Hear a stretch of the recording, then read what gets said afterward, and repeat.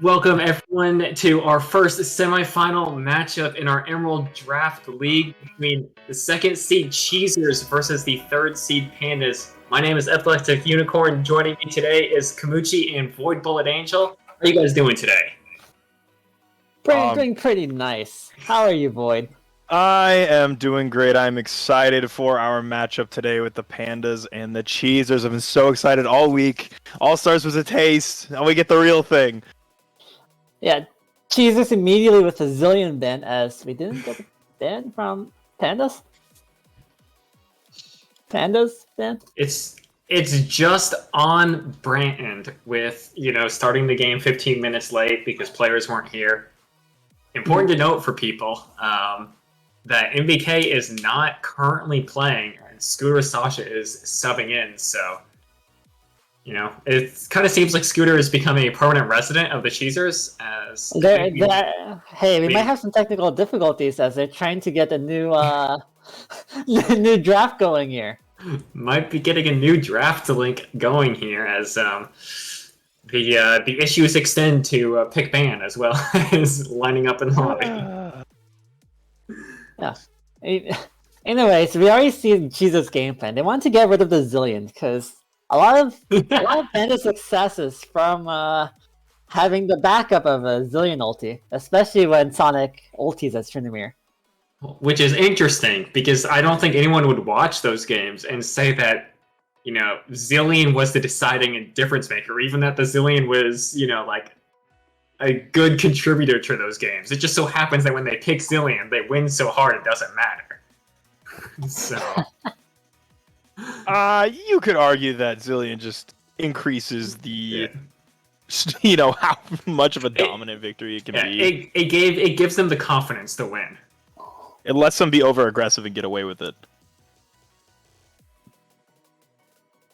That's what I would stick with. Just because Zillion, every time I have a Zillion, I'm playing Tristana, I'm jumping on top of the mid laner. I don't care. I'm going in. I'm getting speed. I'm getting an ultimate. I'm gonna die, but it'll be funny. All right, we're finally back in the draft. And as we get some of these bans coming in here, since we didn't really have time before game to talk about it, what do you guys are expecting from this series, especially with Scooter Sasha subbing in here for Cheezers? Well, Cheezers have had a lot of success thus far, even with Scooter Sasha, as with this game, Scooter Sasha has now played more games than NBK. All right. No. I think Scooter has 5 games total, but not 5 games for Cheezers. Oh, okay, I see. Yeah. I'm really curious about where this matchup is really going to play out, because if Handmine can kind of get a foothold in the game, I guess because MBK isn't here, they won't have like as much of an aggression level to kind of play through mid. But Scooter is still, really solid, at least, putting pressure across the entire map, not exactly focusing one at a time. So I'm curious to see how their game plan changes now that MBK isn't here. Yeah. You can already see a whole bunch of topside presence as well from the bans. Both the champions that Sonic is most proficient with are both banned this game. So do you think we'll see an early as Yon we've seen from All Stars, Handmine pulling it out?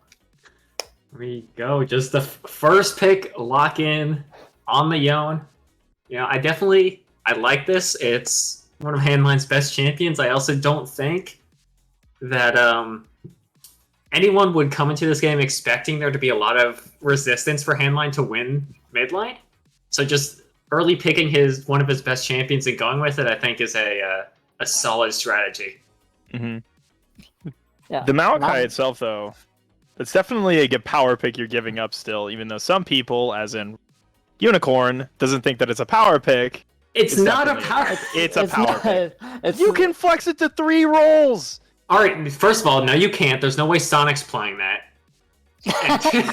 Okay, well, I'll give you that one. Realistically, you can flex it to 3 rolls. In this game, you're probably gonna flex it between top. All right, look, I personally love myself some Maokai, but it's definitely not as strong as the initial reaction to it was when he got reworked, when he got his up his buffs to his ult and to change off his E to his Q. Yeah, Especially not nowadays. to support, which I expect is kind of where this Maokai is leaning towards. So we'll see. Yeah, nowadays it's people have learned that it's really easy to kite Maokai, and just play around it. There's not much Maokai can do after his initial engage. But we'll see how well the Pandas are able to utilize the CC chain that he's able to provide. As we see, Okay. Just get the Alawi thrown down up in top lane. Assuming that's going to be a set up in top lane, just deciding that's the matchup they want. Well, this is definitely a Cheezers draft. 100%. They just pick comfort mid, and top picks whatever he wants, and the jungle just kind of fills in. And now, like, they have to put Arctic on an AP. So if I'm Pandas here, I'm banning Ziggs. No, Seraphine. First ban Seraphine. You ban them both. Yeah, I think Pandas definitely should be banning Seraphine here. The Arctic has shown that he will play it. He plays it really well in the bot line. And there it is, just immediately getting it off. But I want to look back at this set Mordekaiser, Maokai here. What do you think? Do you think this is Sonic playing the set or Mordekaiser in top lane? Or do you think they're trying to flex these around and still waiting on Sonic's pick? I can't believe that set is gonna actually go to Harvey. I've seen him play a whole bunch of variety when it comes to melee support. So if Harvey does play this, I'd be somewhat excited. I wouldn't be surprised if they actually put the Set mid against Yone. It's a great matchup for Set. Yone can get absolutely obliterated because he can't really play the matchup at all. The moment Set walks into that lane, you can't fight him until you at least have an item and a half. So I think you put the Set mid and just take Handmine out of the early game, and you can actually focus other lanes because Set's really hard to gank as well. Pandas wants to leave the Ziggs up with the Cassiopeia ban, so... Defoe calls it. He says it's going to be Cassio bot lane, and Pandas are just apparently stream sniping chat. So, a bit unfortunate there, Defoe just leaking strats. Yeah. Thanks, Defoe. Yeah, how dare you? Yeah, thanks for that.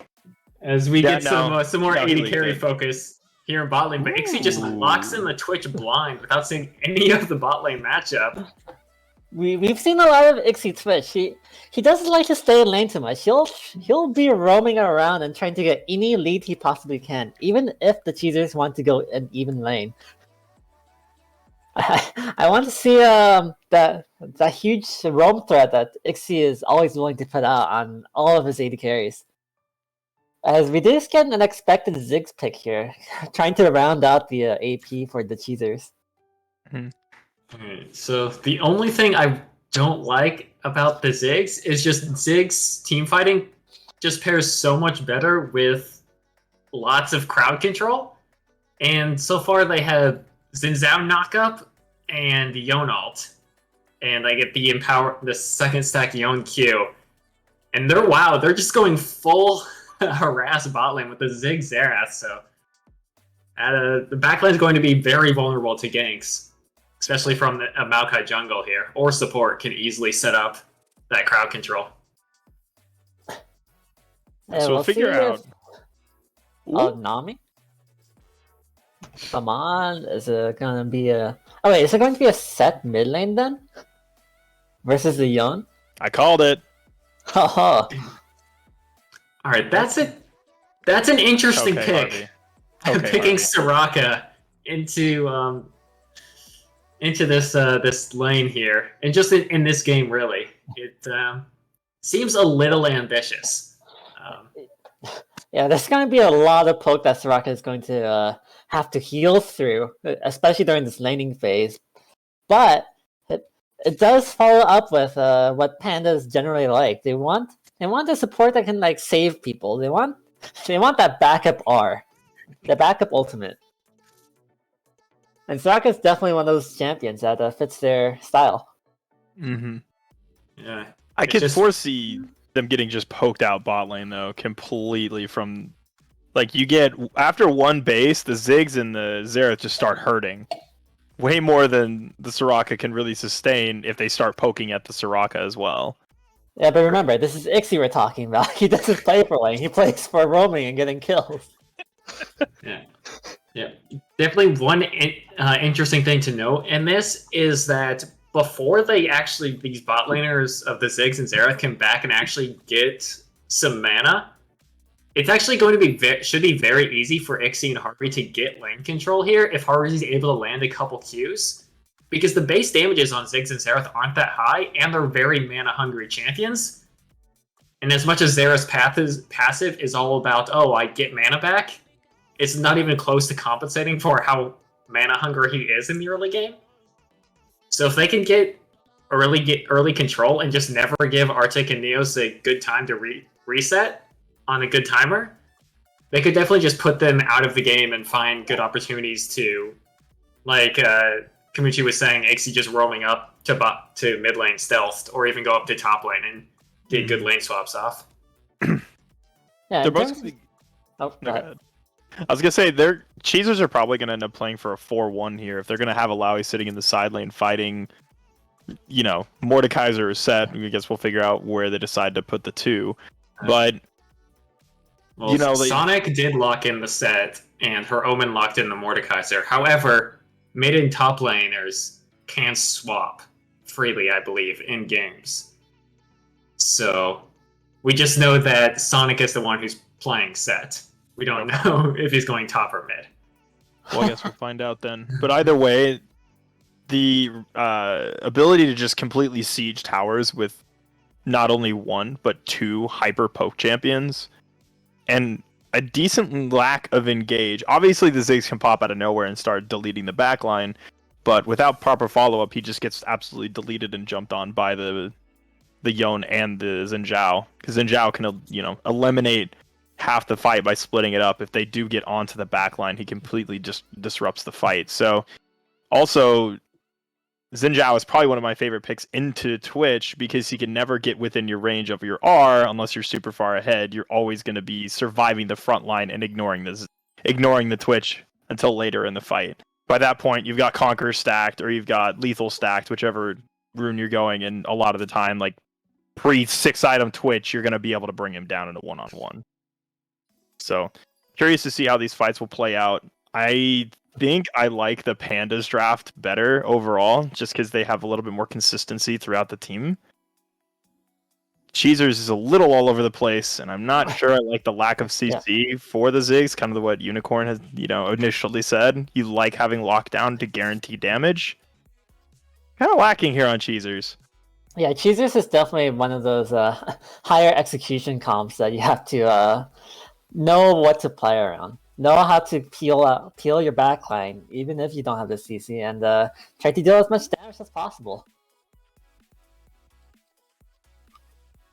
All right, so as we take a little break here, as we wait for a spectator to shoot us 3 minutes for the 3-minute delay, let's go ahead and take just an overall look at the series here, as the Pandas are starting up one game in this series due to the Cheezers being late, and they decided to enforce that. So with that knowledge, and with Scooter subbing in here, how do you see this series playing out? What score do you think it will be? I still think that the Cheezers are a better team across the board. So I think if this draft doesn't work and then maybe they draft a serious comp, they'll probably just roll the last 3 games. Their execution across the board just is better than Pandas. I think Pandas have just been way too inconsistent to rely on them to get leads and consistently hold them. So I'm gonna stick with Cheezers. I'm gonna say Cheezers 3-1, since they lost the first game to being late. We love that. Yeah. But that's what I'm gonna go with. Yeah, I would also like to favor Cheezers in that front. I much prefer the more aggressive, high-paced tempo that they usually have, especially in their early game. Their laners are just really strong in general, and they're able to snowball it really easily, especially with their current comp.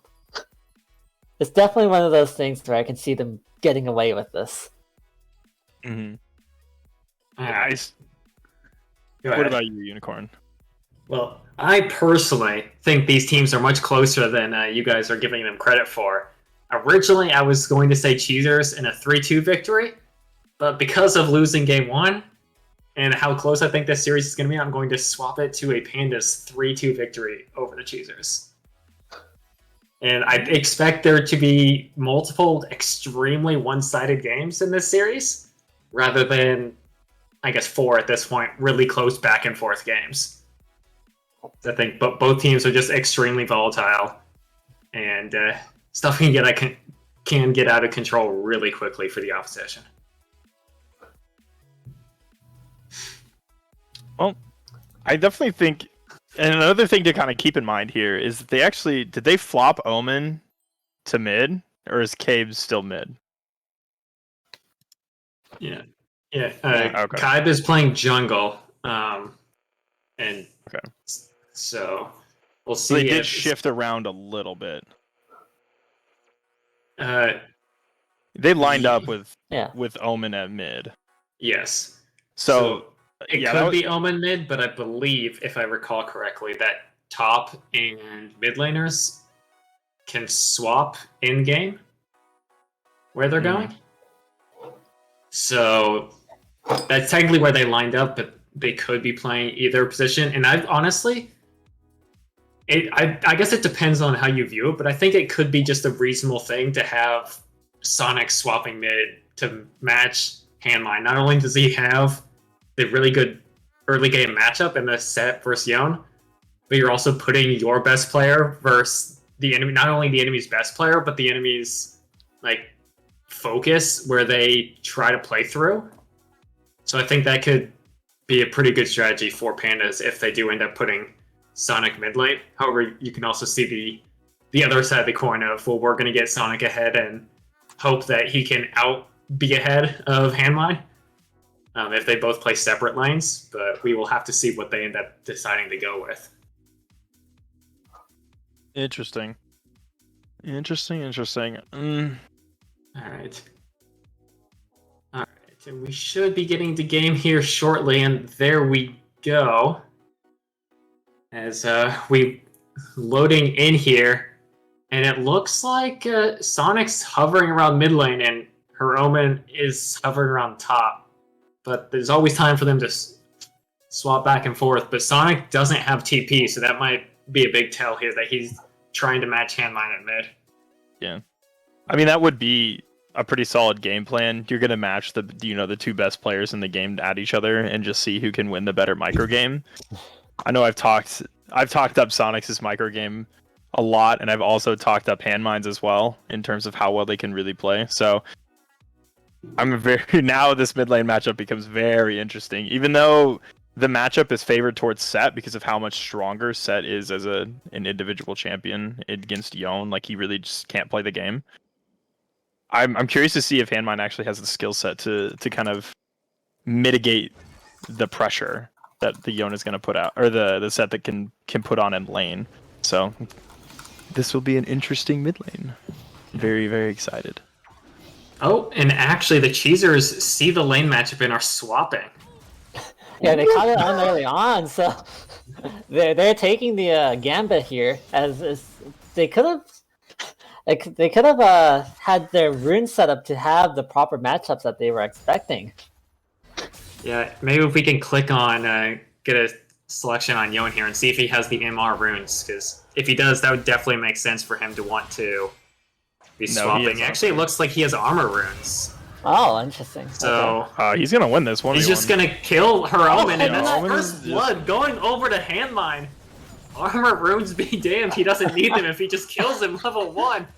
And that is not how you want to start off this game if you're the Pandas. Ignite does damage, teleport does not. Famous words of Handmine. Jesus. I'm never gonna hear the end of that. No, you are not. We get a little bit of trading down here in bot lane, but yeah, I mean, there's a well played by them, and I would have expected the Pandas to try and hide their lane assignment a little bit longer, but Sonic just walked straight into the lane, but we're gonna have to hold that as KYB just flashes straight in, gets onto Arctic, who tried to flash but wasn't in time. And he's just going to go down with the Summoner burned as well as the heal burn from Neos. So, like we said, it could be a bit of a struggle here early on in this bot lane. As now Sonic's going in, the Haymaker forces the flash out with the pullback and misses the Haymaker, but just another Summoner burn there by the Pandas. We might actually be getting another party here in the 2v2 here in mid lane. Both junglers looking around. They know Rake doesn't have flash, but Sonic is really low. He should get the Haymaker off to deal some damage and flashes out as Scooter tries to flash after, but the Triumph is almost enough. Oh! Scooter looks like he missed an auto attack there, and he's barely going to be able to get the kill, but trades it back. And that's a great start for Pandas here in the rest of the map after Herman made that mistake of dying level 1. Mm-hmm. That was a huge aggressive play from both the junglers burning their flashes. I do think that the Conqueror on Xin Zhao is a bit of a whiff in this kind of game where you're going to be beating on multiple frontliners. If he has lethal tempo there's a high chance he actually wins the 2v1. Just because lethal tempo early on a double buff Xin Zhao is actually just nuts. So the Conqueror, and it looked like he missed an auto there too. It hurt even harder than it actually did. Oh, now we're getting another fight. We're actually getting multiple fights on both fronts as Scooter Saucer is trying to trade with her Omen, but now Set is collapsing in after forcing out the mid lane. And Scooter's going to be able to trade one back, and now he's trying to run for his life, but it's not going to be enough. And Sonic's going to be able to pick up that kill. Now already has a bounty on his head at 4.5 minutes in. Yeah, we'll see how well the Cheezers are able to play around this, but it does give the Yone a lot of free time in the top lane. He's currently double the CS of her Omen at this point, and I really wonder how much the Cheezers are going to focus as Mordekaiser, all things considered. The Mordekaiser is always going to have that level of utility until, like, you know, Yone or I guess Handminer Rake by the QSS. He's really going to have a high level of utility to just take away somebody out of the fight. And in these fights where you already have a pretty high lack of CC, you're already going to struggle fighting some of these fights. And so I'm very curious about how these fights are going to kind of turn out in the end. We'll end up finding out, but this Mordekaiser being this far behind into Yone early in the game is going to be a huge problem. Yone can really just take down the Mordekaiser really, really easily early in the game. Even with the shield that he has, it's just going to be a big struggle for him. So I'm curious how the lane matchup's going to continue to go. Alright, we get a little bit of trading here, and I was going to say we might not get much out of it, but Sonic looks to be positioning to try and extend the trade, but is not going to find that true damage off the Haymaker. So good trade there by Rake is now both tick over to 6, but we actually have a gank up in top lane. Herman still doesn't have 6 yet, so no ult, but that great pull back is going to be enough to save his life as he still didn't have flash up from the level 1. Yeah, so currently with this ball lane, we are seeing it play out somewhat evenly other than our first gank. I think we do see Kai positioning here, but they might just want the dragon control unless Harvey can bait something here. Yeah, he looks like he's trying to go in. He gets the angle, but doesn't have ult from 6 yet, so it looks like they're just going to try and shove this wave in, as Harvey was playing a little bit aggressive and got forced off the other side. But now all of Cheezes are actually rotating down here for Dragon, just giving up that top wave. And Sonic doesn't have TP, so if they can get this set up, they should be able to secure this first Dragon. As a little bit of poke comes down, but you can see this Xerath just doesn't actually deal damage currently. But Yone is now here, and he's looking to go straight in. He just lands the ult onto the Maokai and gets exhausted. This should be the Maokai going down, and it's actually Yone gets a great knock-up, as finally the Maokai ends up going down, as her Omen used his ult onto Scooter, but was not able to find the kill, and now he's just a little bit cut off here. You can see the Twitch trying to find level 6, but not quite able to. Soraka doesn't have flash anymore. Alright, Ixie's flashing forward to get that reset. Neos misses the Q, and now Neos is just left out to dry here. We'll see if Yone can get down in time to save him, but it doesn't look like. It looks like Neos is going to go down as the stun lands, but Handmine decides not to chase too far after them. So overall, I think that was pretty even there, but it is going to be Dragon going over to Cheezers as Handline goes in, trying to find the damage, but just not quite able to. And now Ixie gets the damage down with the Expunge, and this Twitch just got 4 kills.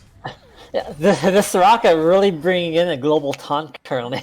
Managed to bait 3 kills for Ixie, making that a pretty nice snowball for the Twitch at the moment. Lots of gold being funneled into that hard carry as Cheezers do get the dragon in the end, though. I think that worked out for Pandas as well as you absolutely could have wanted. Ixie getting all of the gold onto him. He's going to back. He's probably going to be really close to having his Bork here. Once he has his Bork, he can just run down anybody. And it's just after that, it's just going to be... Okay, yeah, he's going to close. So it looks like he's within... Yeah, he's within about 500 or so gold. Yeah, so he's closing in on that. Boots instead, but yeah, it's important to note that that was a 4v5 the whole time, and Sonic took down... wasn't sure how many plates were gone in top lane, but there's 4 missing now. And Sonic is still the highest gold in the game, so I think he got all 4 of those. So now we're looking for a gank here in mid lane. No ult onto the Mordekaiser, but Yon has his back up. Snaps back a little early, but Scooter should be able to finish that off, and it's actually the Ignite. But as we say, that Alawi goes down as well from a gank up in top lane. And even trade here, and Sonic might get this first turret here if he has Demolish. I'm not sure what his secondaries are. Doesn't look like it, but next wave that turret could go down. Yeah, we see how much pressure that each team wants and which solo lane they prefer to have more pressure. Oh, as Ixie actually just opens straight up onto Neos, tries to get the damage down. The Expunge is almost enough. The poison should take him down. And he doesn't even need Blade the Rune King to open up on anyone and kill them. But now he's got to be a bit careful, but barely sidesteps at Javelin from the Xin Zhao and is able to walk away. Now there's a 2k gold lead opening up for Pandas. Mm-hmm. Ixie is sitting real pretty at the moment. Mm-hmm. Nice of advantage, nice damage output, and there isn't really anything that the Cheezers bot lane can do. They don't have that many utility options, and in order to really get away, they have to land the skill shot on an invisible target before he opens up. You also run the risk of just walking up and then standing there as Soraka walks up and silences you. And then at that point, you've already eaten 3 auto attacks from Twitch. So you're under half HP at that point. Expunge is already pressuring you to either flash away or somehow just escape. This is turning into a really rough matchup for the bot lane here. Yeah.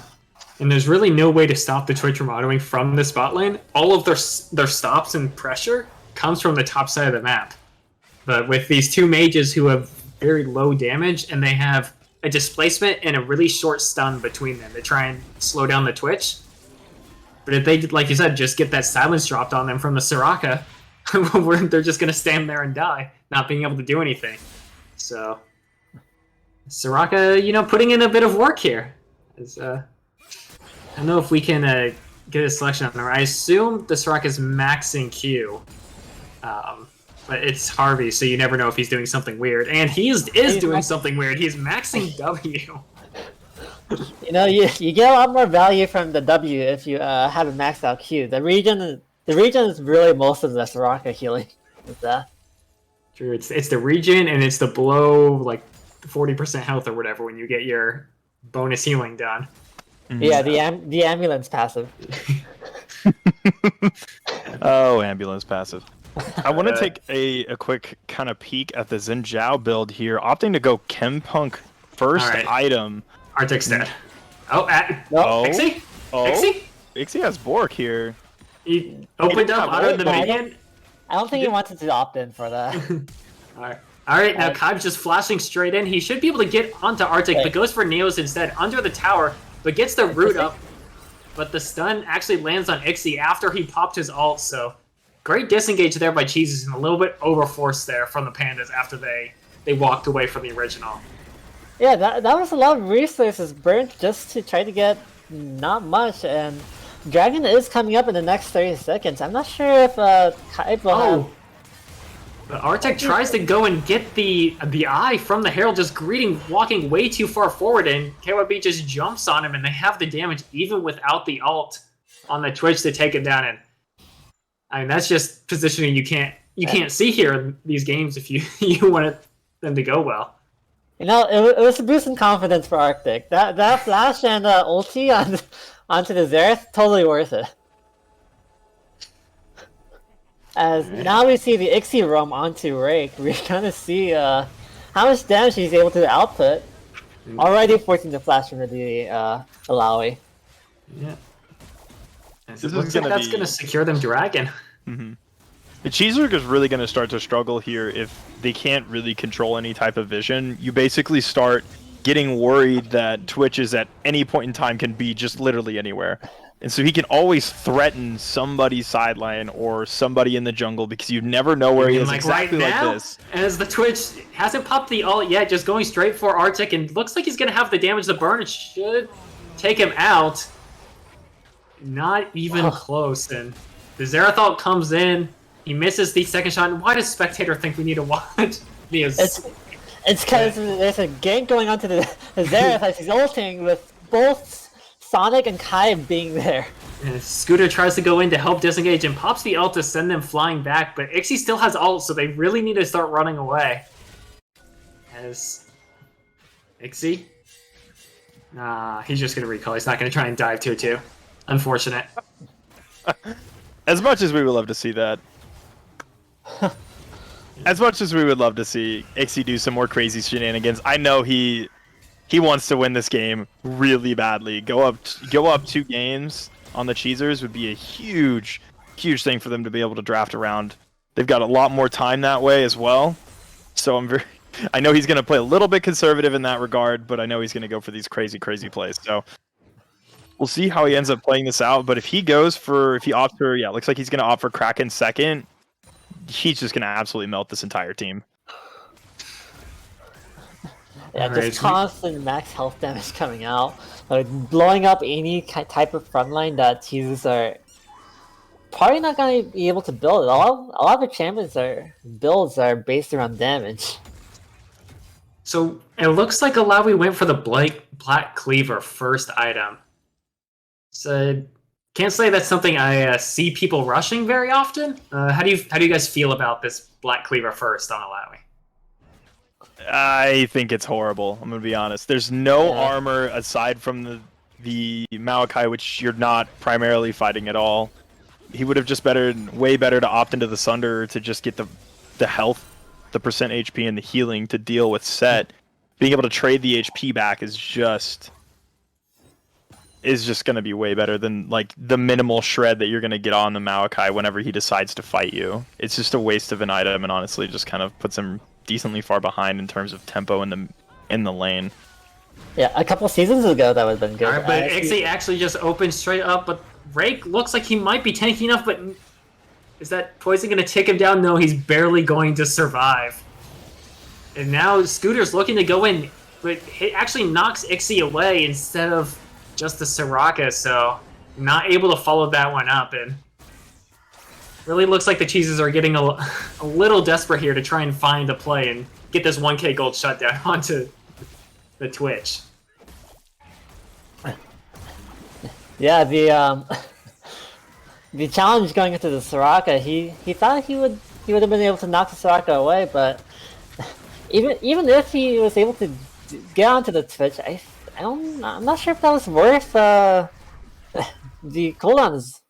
The cooldowns, as Pandas now gets another Rift Herald, and it's just gonna snowball from here for them. What do you think Cheezers can do to help slow it down? Right. As I think Void may have disappeared. I started having some internet issues because I love them.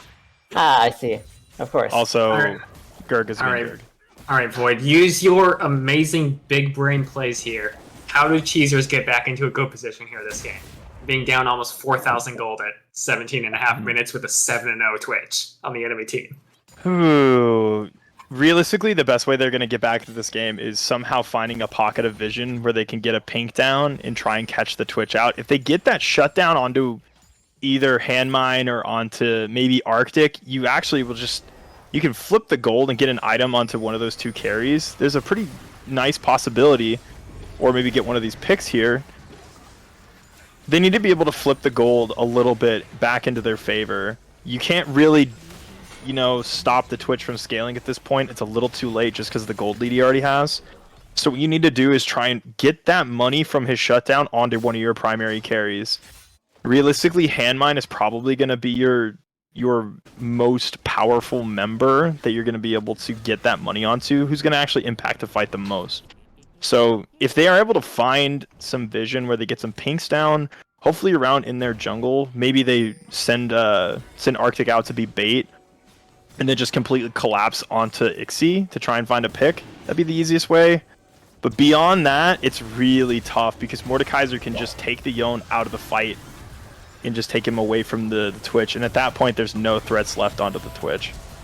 All right, well, they look to be trying to go for the steal, but it's not going to be enough, as now Hiroman actually ulted Scooter to make sure he couldn't spy, and now this Scooter is just going to go down. Smart play by Pandas, slowing down damage there and waiting for Scooter to flash over the wall, and just immediately ulting him, so he had no chance of stealing that one. So, well done by Pandas, securing their second dragon, as working their way towards Soul. But now Handmine is a little bit in trouble here, as KYB is here to answer, but he actually is just dealing so much damage to her Omen and is able to take him down. And I don't think the Maokai might not have enough damage, but actually the Sunfire looks to be dealing just enough damage to overcome the healing, as Handmine barely loses that 2v1. This is exactly what I'm talking about. You get that 1,000 gold shutdown on a Handmine, he finishes his Infinity Edge, and then he gets a Death's Dance. He actually can probably survive these fights. Maybe not Twitch beating on him relentlessly, but if he can get onto Twitch and get a really nice trade from like a Q knock-up into an R knock-up, I know this is a lot of speculation, and you have to do it with also the Soraka existing. Execution.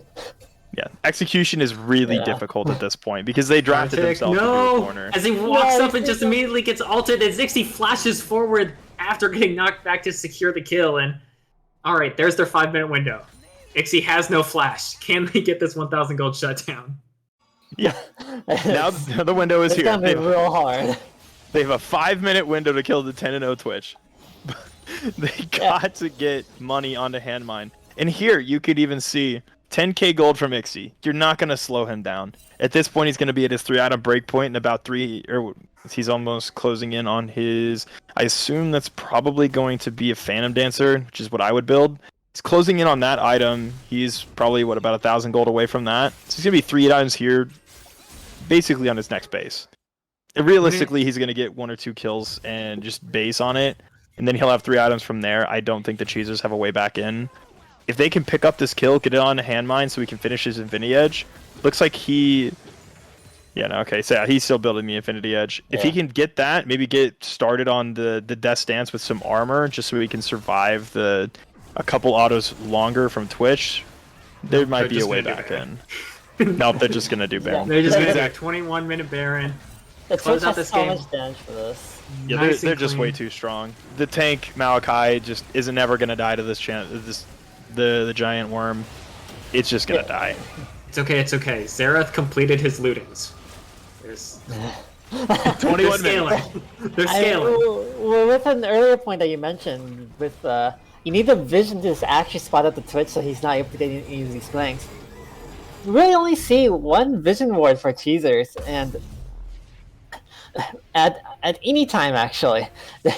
So there isn't any defensive ward for the Twitch, there isn't any precaution for the Twitch. All honestly, I think that's just disrespect, considering how you're supposed to play against the Twitch in the first place. Alright, they're looking for a play here mid lane, but Ixie plays respectfully enough to get his teammates here in time. And now Rake might be in a bit of trouble, but looks like might be a bit of a pincer here, but Ixie is in stealth. If they overcommit, he's going to be able to open up, but looks like everyone's going to back off for now as the blue buff goes over to Rake. But it's huge. The game is flipped. He took the blue. All the pressure is back. Sonic's just pushing up in top lane. Yeah, I Already think took the tier 2. It's going to take this inhibitor turret as well before anyone can get back to answer him. Sonic is fulfilling his role as a top laner. And Arctic might just be dead again. Oh, the stun does land to give him some time, and Ixie is actually tanking towers, but the Soraka healing is just enough, and now he just has to dodge a couple shots here, and he will. Dodges the Zigzault as well. Scooter tries to get in there for a desperation play, but the Maokai just immediately shuts him down, and even when the Twitch is taking 2 tower shots, you can't kill him. That's not a great sign of getting this this bounty shut down. I can hear Harvey groaning right now, watching his ADC dive the tower as a 10-0 Twitch, trying to give over a shutdown to one of the poke mages that have been bullying him the entire game. I could just see him growing a gray hair and groaning. Everyone knows. This is what I was talking about earlier with the Harvey picking up the Soraka. He's only there for the later in the game. Lating phase, if they can get a lead, sure, that's great, but especially for this game. But as far as the matchup goes, Soraka absolutely just heals everything that the Ziggs and Zergs can do to Pandas. There isn't really much that the Cheezers bot lane can do against his comp, to be honest. Looking for another miracle steal, but it's not going to happen, and that's going to put him on Infernal's sole point. So if you thought they had too much damage already, it's not looking to get any easier anytime soon. As the Ziggs and Yon are still looking to try and piece together the second item, while most of Pandas already have 2 and are almost working on their way to 3. So looking a bit doomed here, as looks like Rake might be getting caught out here as Ixie's chasing him down towards his team. Yeah, Rake's in a rough spot at the moment. He'll do anything he can, but it's gonna be doomed. Yeah, just too much damage coming out. I mean, it really doesn't matter. It's just another step in the trying to end the game here soon.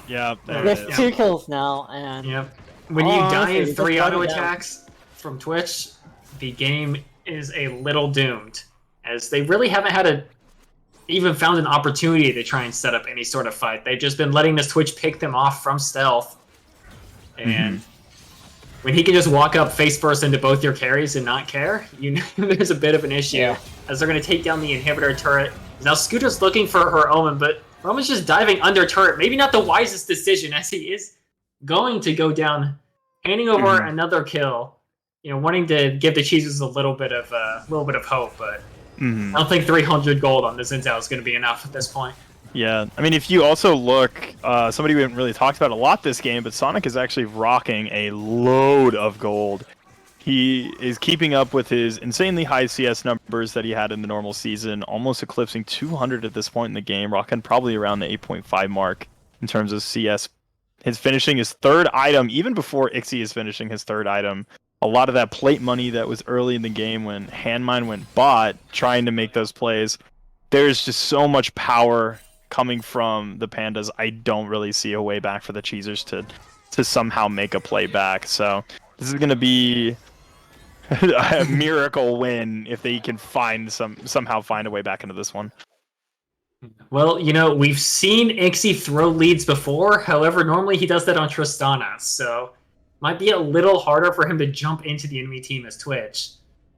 Don't worry, his flash is up. He picked up the Hurricane to just shred the whole team at once, as the Yon finally completes his IE. So maybe they have the damage if they can find the Twitch, but they have to find him first, and might be a bit difficult to do that. But I expect the Pandas just to, push it in here and easily clean this up, as now Arctic's going to get picked off again, trying to recall. Actually, Neo's just going to go down as well, and that's a double kill.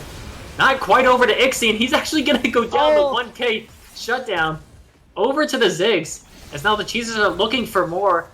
They might not be able to find anything, as now Sonic is here from behind and just going to dunk them back. The Alawi ults to try and buy a bit of space here, but it's not going to be enough. The W. The Haymaker just completely destroys them, and now Arctic is wondering where his team went, trying to defend the base in this 1v4.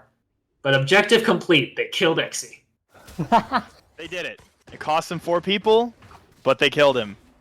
He burned his flash again. Handmine really did get on top of him. The exhaust came down, but Yon damage, we all know, is unbelievably high, and that was never going to fly. He was going to kill Ixie through that exhaust. They've nerfed exhaust too much for it to be useful, but Sonic coming in like a hero, I don't think the Cheezers realized how strong he was as he just obliterated 3 players.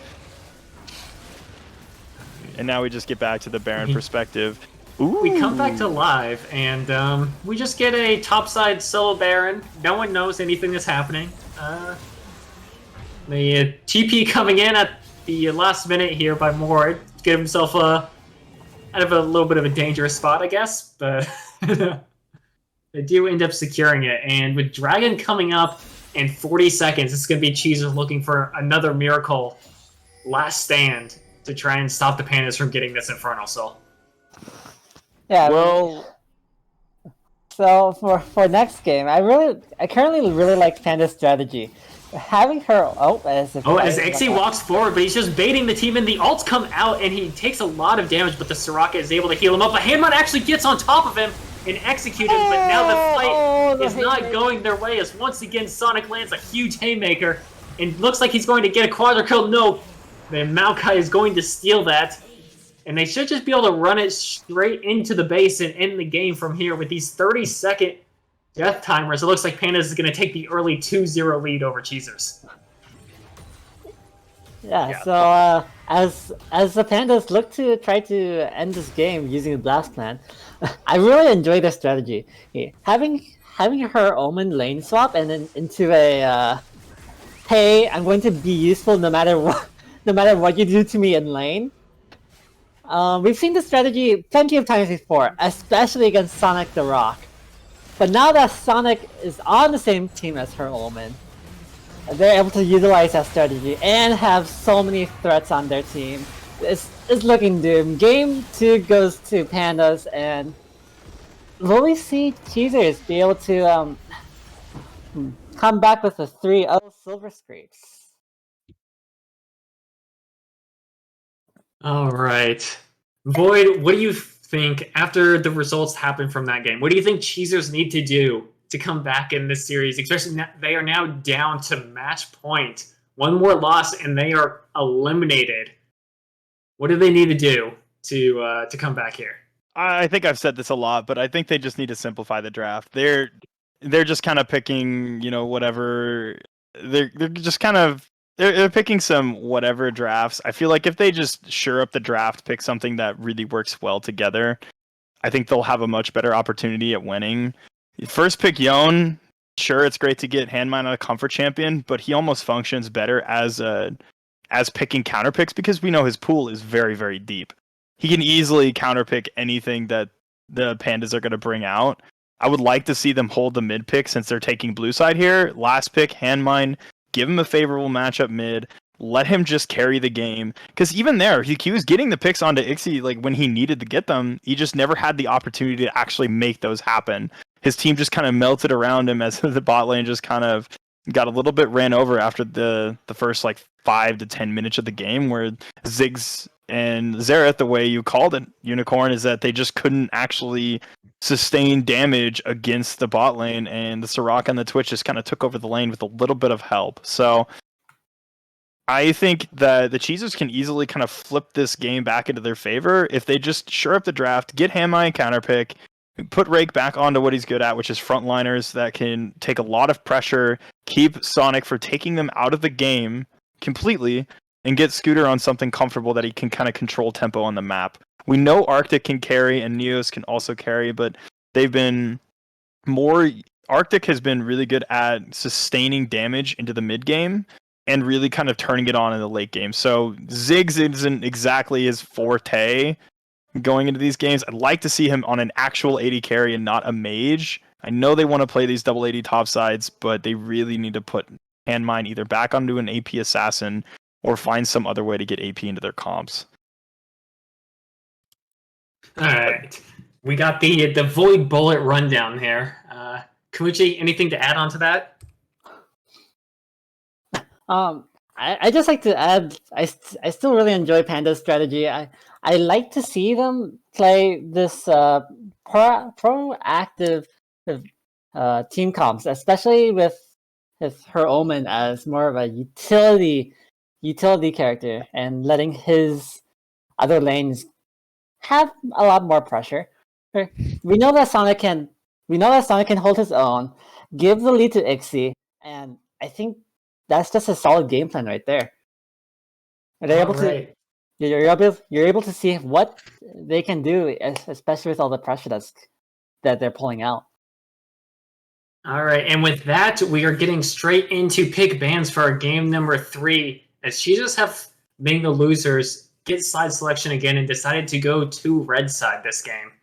So a little bit of a swap up. One thing you guys didn't talk about that I think is really important is this team looks very different when Neos is on a champion where he can dictate the tempo of the game for his team, especially with MBK out. I think it's really important to get Neos on something who can actually engage and not this poke Xerath lane where he really has no agency to contribute to his team. But looks like we are keeping some of the same bans here. The Zillion is going to remain on the ban table against the Pandas. And we'll see what they'll pick up next. What changes in the draft do you think Cheezers will try as... Oh, there you go. They are banning the Soraka. There goes Harvey's backup plan of Soraka. We'll see what other champions he'll pull out of his pocket. Honestly, I think Harvey is doing a great job here eating these ranged support bans because we all know that Harvey's best champions are not the ranged enchanters. So he's getting the respect ban on his ranged enchanters, freeing up his team for other comfort picks here. Obviously not Sonic's Trinamere, but I think that will stay on the ban list regardless of what happens in any future games. Mm-hmm. But Pandas just go for the first pick Maokai.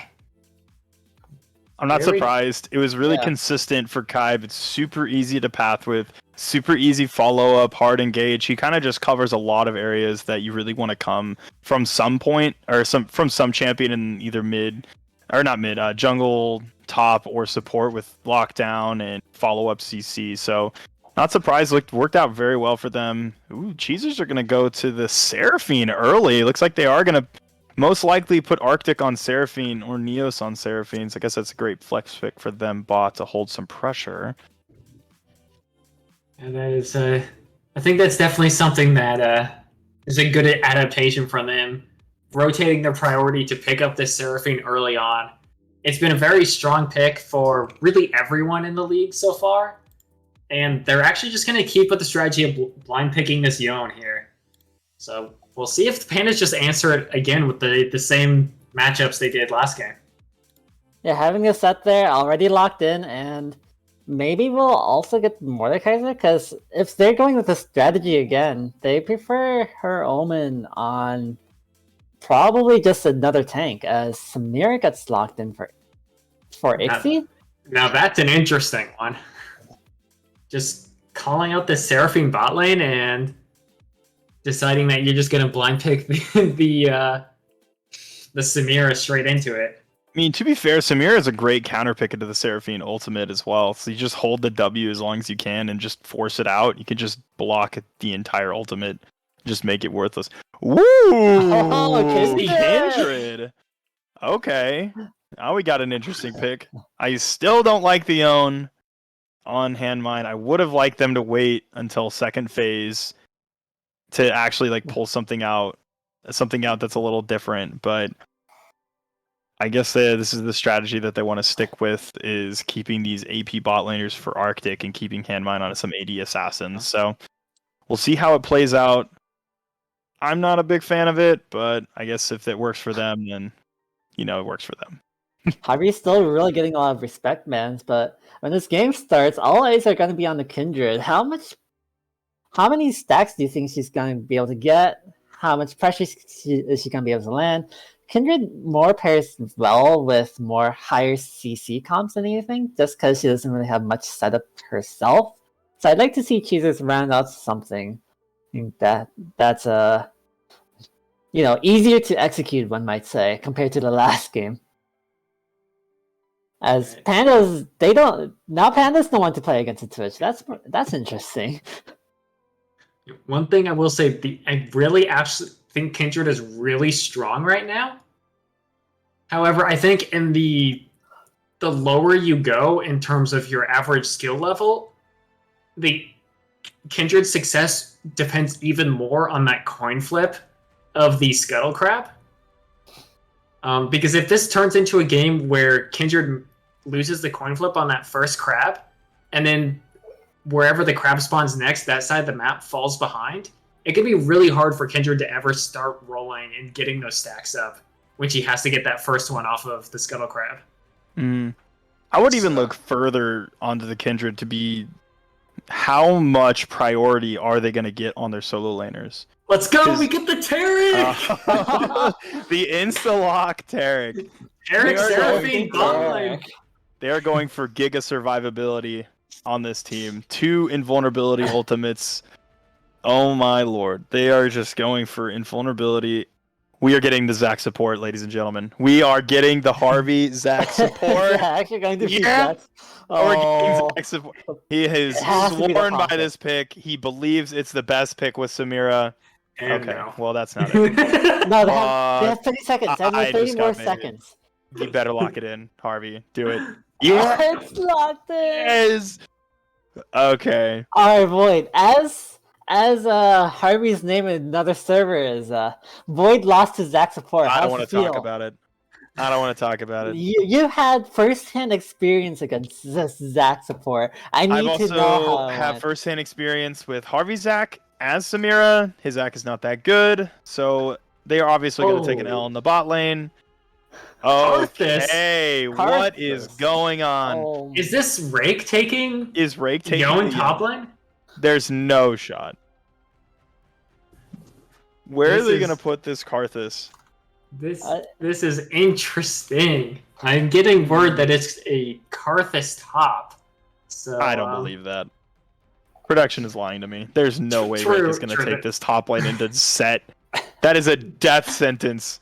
No, you just get dove on repeat. It's not into set. He's taking it into the Maokai. Come on, the set's going to get a match the Yon. Adios me. So I actually really like Karthus in this draft, but normally you would see this Karthus as this is your bot laner, and you would have a tank top lane to support this draft. What do you mean? It's Tarek top. Tarek solo lane? Tarek solo lane? I'm not sure Tarek is the top lane solo lane tank I want in this comp, but I wouldn't want this. It'll be haha Yeah. funny. Well, it's definitely going to be interesting. But I want to talk vulnerabilities. They can get a lot of value out of this Karthus. So we'll see what happens. I do want to talk briefly about the Hecarim. So they did opt to move the Maokai to Omen to play top lane. So now we've got Cabe on Hecarim instead of Maokai jungle. So the Hecarim matchup into Kindred is really not that favorable for Hecarim since he has to stack up his Q, and by that point, the Kindred has killed you. So I'm curious to see how Scooter will path this early game, because if he can take a lead over the Hecarim early and just take the tempo away from Hecarim, limiting his impact in the early game so that like the solo lanes can function, especially if this is a Karthus top lane, Scooter's he has to slow this Hecarim down. It is not he can, kind of get a couple scuttles and whatnot. He has to put this Hecarim down by invading. He will not have priority in top lane by any mean of the imagination. So maybe he'll be able to get some roams from Handmine off of the Yon and be able to push into the jungle to try and find some type of pressure onto Kai, because they have to bring him down early in the game. Otherwise, the tempo can just get run away, as Kindred easily falls off if she doesn't get any type of lead, the way you kind of talked about with her passive. So this jungle matchup is going to tell us a lot in the first 10 minutes of the game. Most likely is going to be whoever has the better early game on the junglers is going to probably win the game. So we need to watch Scooter and Kaib very closely to see how that early game plays out. See who gets the tempo early. my thoughts are my thoughts are hovering over the bot side. A lot of it's again, Cheezers don't really have too much of an early side ball lane compared to Pandas, and a lot of their picks are based on hard scaling towards late games, hard scaling towards these team fights, and this comp is really going to be reliant on the Seraphine or Yon to be able to engage in the later fights. But I think draft, in my opinion, goes towards Pandas at the moment. One thing to note though is that if the Cheezers can start getting dragon stacking early, they don't actually have to engage. They have great disengage options, and Pandas don't have any sort of range to try and play some sort of poke game with. The Pandas are forced to engage if Cheezers can force them to an objective fight. So we'll see if Cheezers can set up a little bit better and keep the game a little bit more even in this mid game and try and set up some dragons and maybe a Baron to force Pandas into them. Because even with the Seraphine ult, the Taric ult, the Kindred ult, they have really good disengage. And that will leave, if Pandas try and tunnel in, that will leave Samira kind of open by herself for this Yon to jump on her. So we'll have to see how that plays out.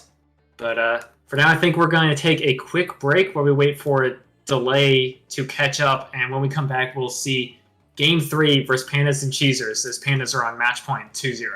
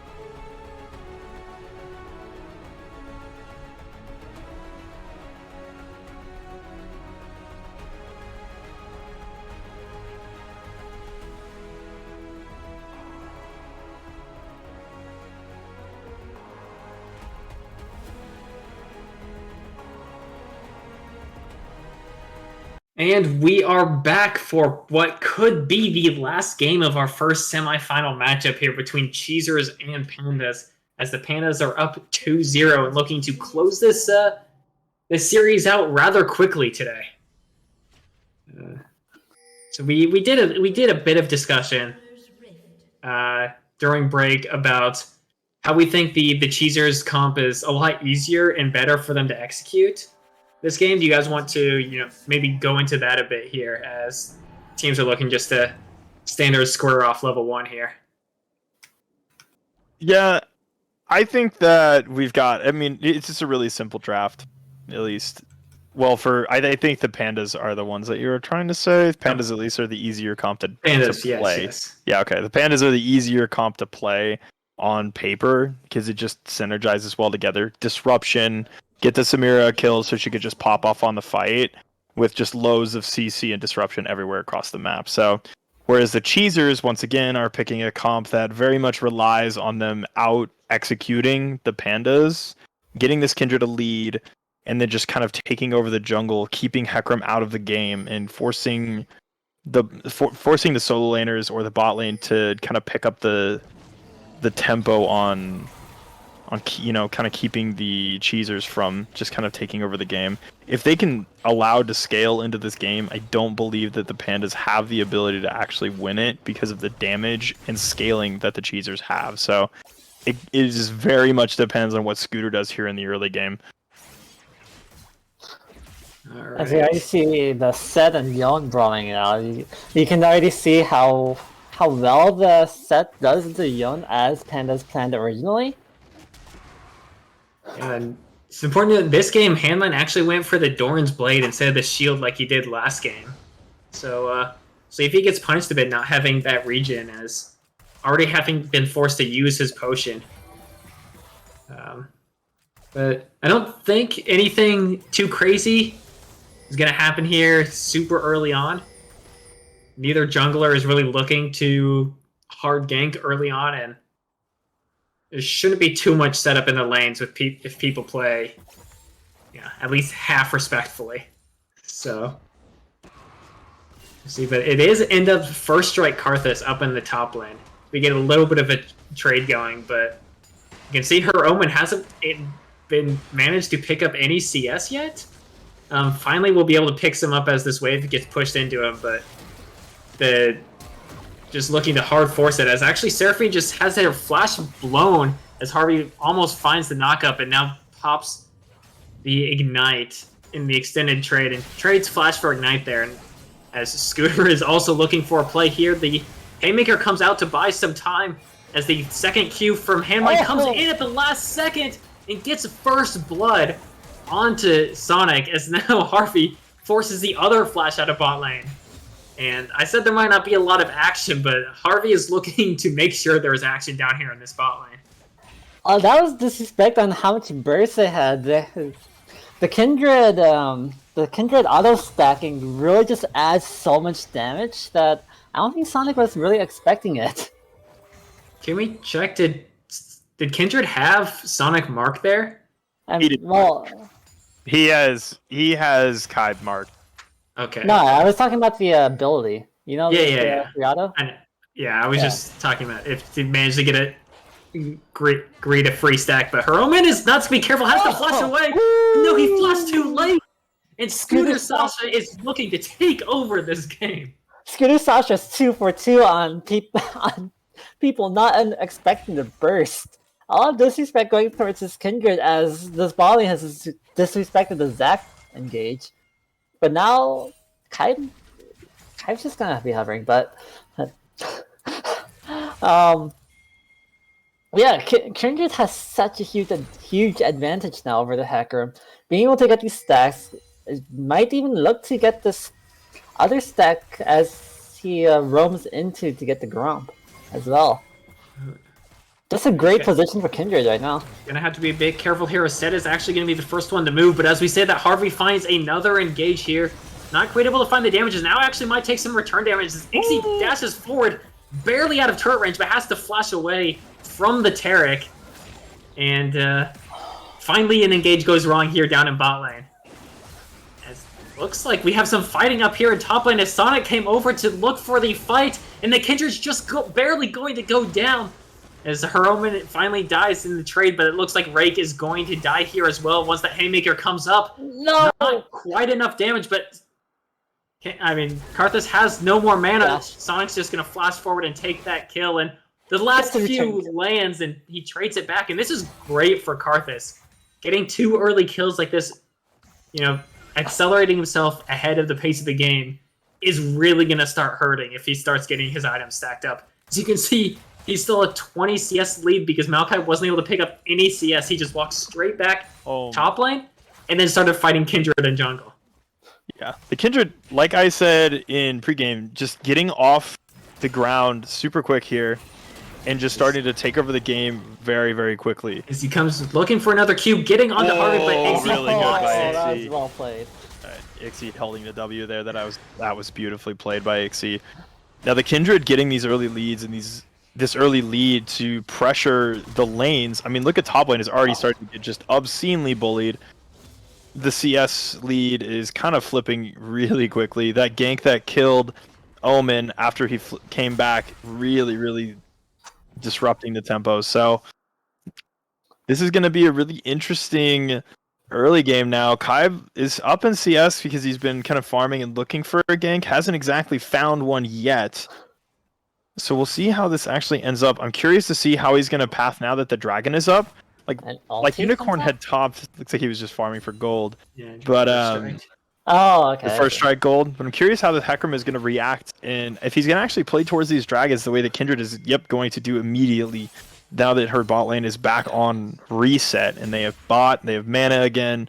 And I believe they're going to have their flashes back here in probably about 45 seconds. They're actually looking for Sonic, who is not level 6 yet and has no flash. The Haymaker comes out to block some damage, but that's just another kill donated over to this Kindred. Now 2-1-2. And really snowball. And Maokai just TP's mid lane. Says that's where I can get some farm and just goes for it. But now we get the engage onto Arctic, who doesn't have flash quite yet. Is able to sustain just enough with those shields and heals to protect himself and trading back a bit onto Harvey, but overall a good trade for the Pandas.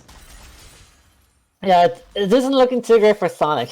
Every single time he's walked or has tried to do anything, he's just died and is now 14 CS behind. And he's still level 5. Yeah, he's lost so much experience from it. Off of trying to help his top laner, getting back to the lane and dying, having his lane frozen as well. Ooh, that's what you hate seeing if you're a Pandas fan. That is really bad to see. Omen has loads of levels but no money, and Sonic has money but no XP. Oh, looks like they flipped the mid lane matchup for Pandas and they put the set at the top lane and they've pulled the Maokai and put him mid to deal with the Yone. Yeah, I guess it does. I think it was just a reaction to Sonic dying and there was a big wave crashing mid lane, so Maokai just TP'd there. We'll see if they try and reset the waves, but they were able to use that to get themselves a dragon as Scooter just trades it back for the Herald. Now looking for a bit of top side, but he is standing on a ward, so Sonic shouldn't play too aggressive here. So it looks just to take the recall in. Nope. Cancels it again. Maybe just trying to secure Rake this plate here, but now there's an engage coming in onto Neo's flare. He does have flash, but it might not matter. The huge charm comes out, but Neo's ult's super late. And that's going to be a double kill over to Ixie. I think you just have to leave your Taric there and let him die. Yeah, Arctic trying to hop back, trying to give him the shield, but it was way too much damage. The Hecarim finally getting a great gank, getting the bot lane ahead. You know your win condition is going to come from Ixie getting really far ahead on this Samira pick. And if they could start putting way more pressure on the bot, we've already seen that Harvey is in, he's on it right now. He's looking for the engages, trying to get things. He is in the game. He is here. He is active. He is trying to prove us wrong. Trying to prove that he deserved to be on the number 10 list that I made earlier today. He didn't even make the honorable mentions. He is trying to prove me wrong here. Yeah. I wonder if he's actually going to be able to do it or not. I often will say that this pick, the tank support it's just not it, because it just can fall off so easily and just really not provide that much utility, because he just dies instantaneously. So we'll see how it goes, since the bot lane can't exactly blow him up, and they actually haven't even pulled off his passive yet. So this could get really dangerous for Arctic and Neos if this kind of starts snowballing out of control again, like last game. And while Pandas might be finding a little bit of an advantage here in bot lane, they're still down in CS, down in bot lane, and they're considerably down in the rest of the map. So really gonna have to rely on Ixie to pull off some good fights here, and the rest of his team kind of relegated to being a bit of role players here to allow him to pop off, as falling considerably far behind. I mean, Sonic, it's not normally a time where you see Sonic at less than 5 CS a minute, but it's been a bit of a struggle for him as he looks for a little bit of a trade here mid lane. Still able to put some damage down, and you can just see how much of a struggle it is the rest of this map. The whole bot lane even had to run all the way up river just to buy a little bit of pressure in mid lane. Scooter's gonna find Kybe here. It looks like at the same time, Sonic flashes straight forward, and Yo just goes straight and blows up the Hecarim immediately, and then immutes the ult off of the set as well. That was Well such a played. beautiful angle. Sonic not realizing this Kindred is behind. And Okay, her Omen trying to go in. You don't have the damage to win this. The Kindred ult comes out to save him. Now it looks like they're going to have to put some damage down onto Sonic. Handline pops his portable. Will have to jump back at low HP. Finally goes down, but that's just feeding Scooter more kills. He's now 4-1-3 on this Kindred. The whole time Rake is picking up turret plates in top lane. Still has his ult if anything else were to break out, but this is going real bad for the Pandas. Yep, it just went from Like, from bad to worse for the Pandas. They just started putting the pedal to the metal here with that kill. That was a beautiful ulti from Handmine to get onto the Hecarim to blow him up before he could press the ultimate button. And then another beautiful ultimate coming out here from the Kindred, saving Handmine from dying early so we could continue to get damage out and then flip the fight. Sonic using the W preemptively, seeing if he was going to try and use it to dodge some other damage. But he absolutely didn't. Handmine didn't go back, didn't recall until he absolutely had to, flipping that fight, giving so much gold to this Kindred, who already had Kraken complete. And that's why he first picked the Yo. That's what micro we love to see from Handmine. We've known him for the micro. We've known him to just be able to fight consistently, and Pandas are just giving it to him. He's able to find so many different angles that you just don't expect.